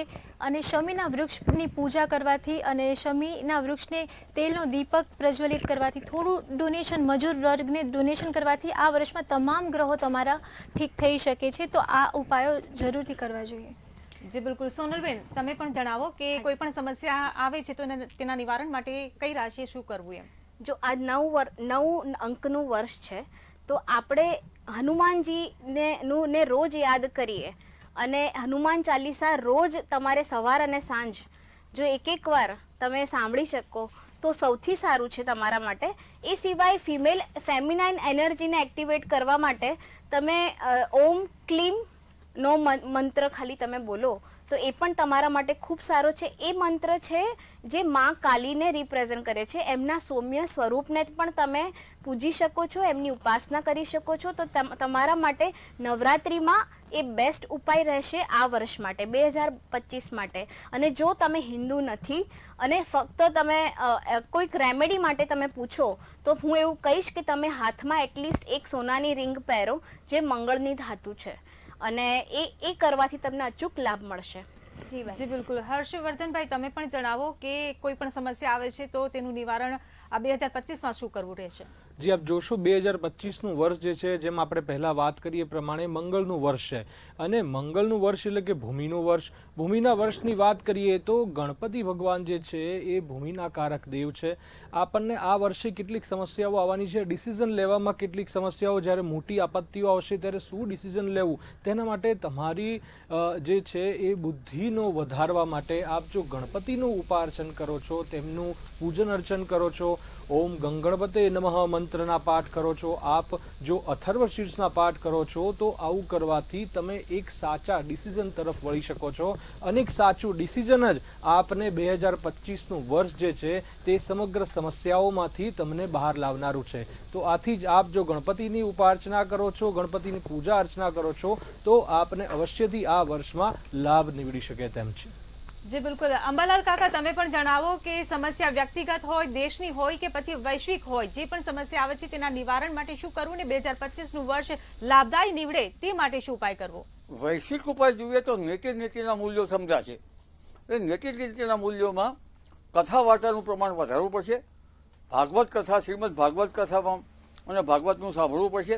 પરંતુ જાતકો માટે જોવા જઈએ તો ઉઠતાની સાથે જે નાળી ચાલુ હોય તે નાળી પર હાથ મૂકી, ધારો કે પિંગલા ચાલુ છે પણ પિંગલા શૂન્ય નાળી ના હોવી જોઈએ, તો તેના પર હાથ મૂકી અને ભગવાનનું નામ લઈ અને એ બાજુનો પગ રાખવો.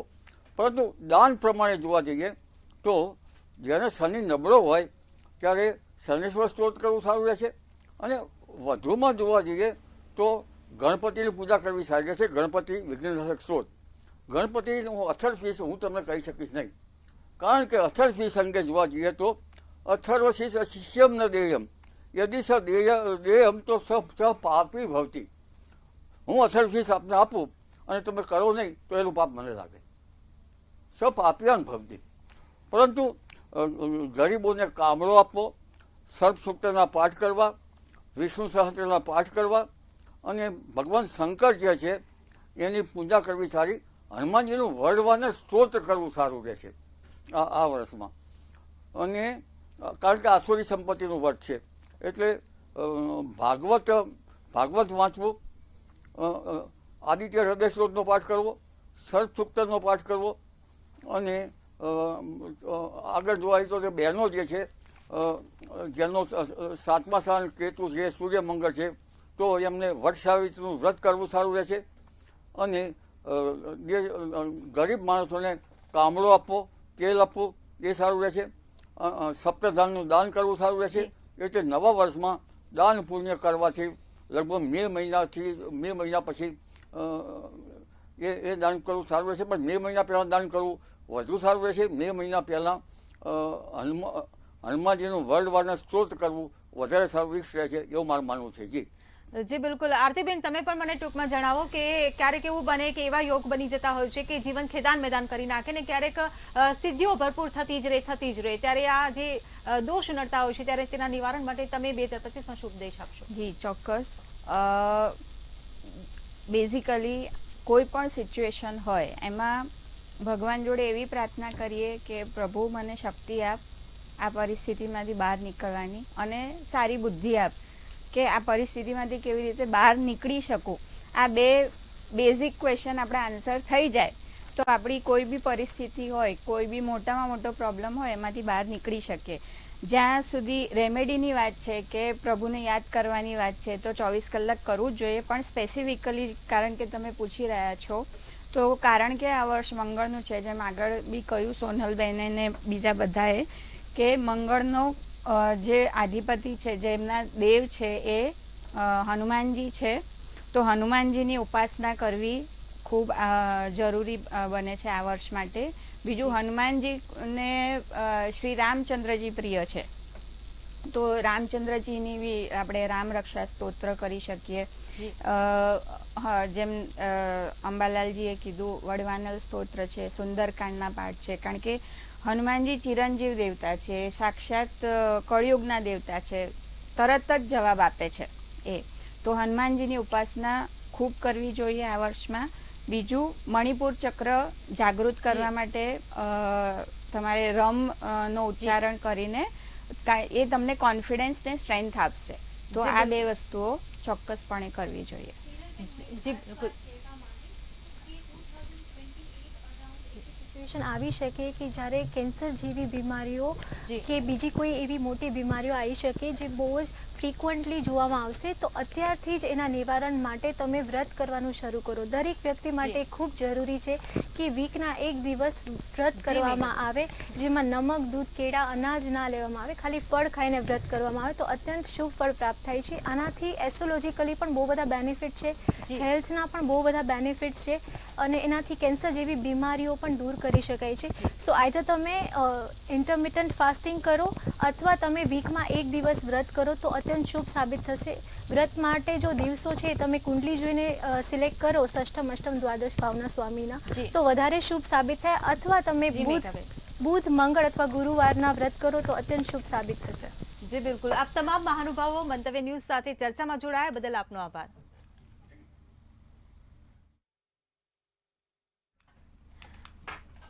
તો આવનારા 2025ના વર્ષને લઈને જે પણ મૂંઝવતા સવાલો હતા તેના તમામ જવાબો આપણે આ ચર્ચામાં મળી ગયા છે. આફત પણ છે, સંકટ પણ છે, પડકાર પણ છે, મુશ્કેલી પણ છે, પરંતુ આ બધાની વચ્ચે સકારાત્મકતા પણ છે. ભારત વર્ષ માટે તમામ ક્ષેત્રે સારા સંકેતો પણ છે, સિદ્ધિઓ પણ છે અને સારા પરિણામો પણ છે. ત્યારે આવનારું 2025નું વર્ષ આપ સૌના માટે પણ લાભદાયી નીવડે તેવી મંતવ્ય ન્યૂઝના પરિવાર વતી આપ સૌને નવ વર્ષની શુભેચ્છા. ચર્ચામાં હાલ બસ આટલું જ. ફરી મળીશું. નમસ્કાર.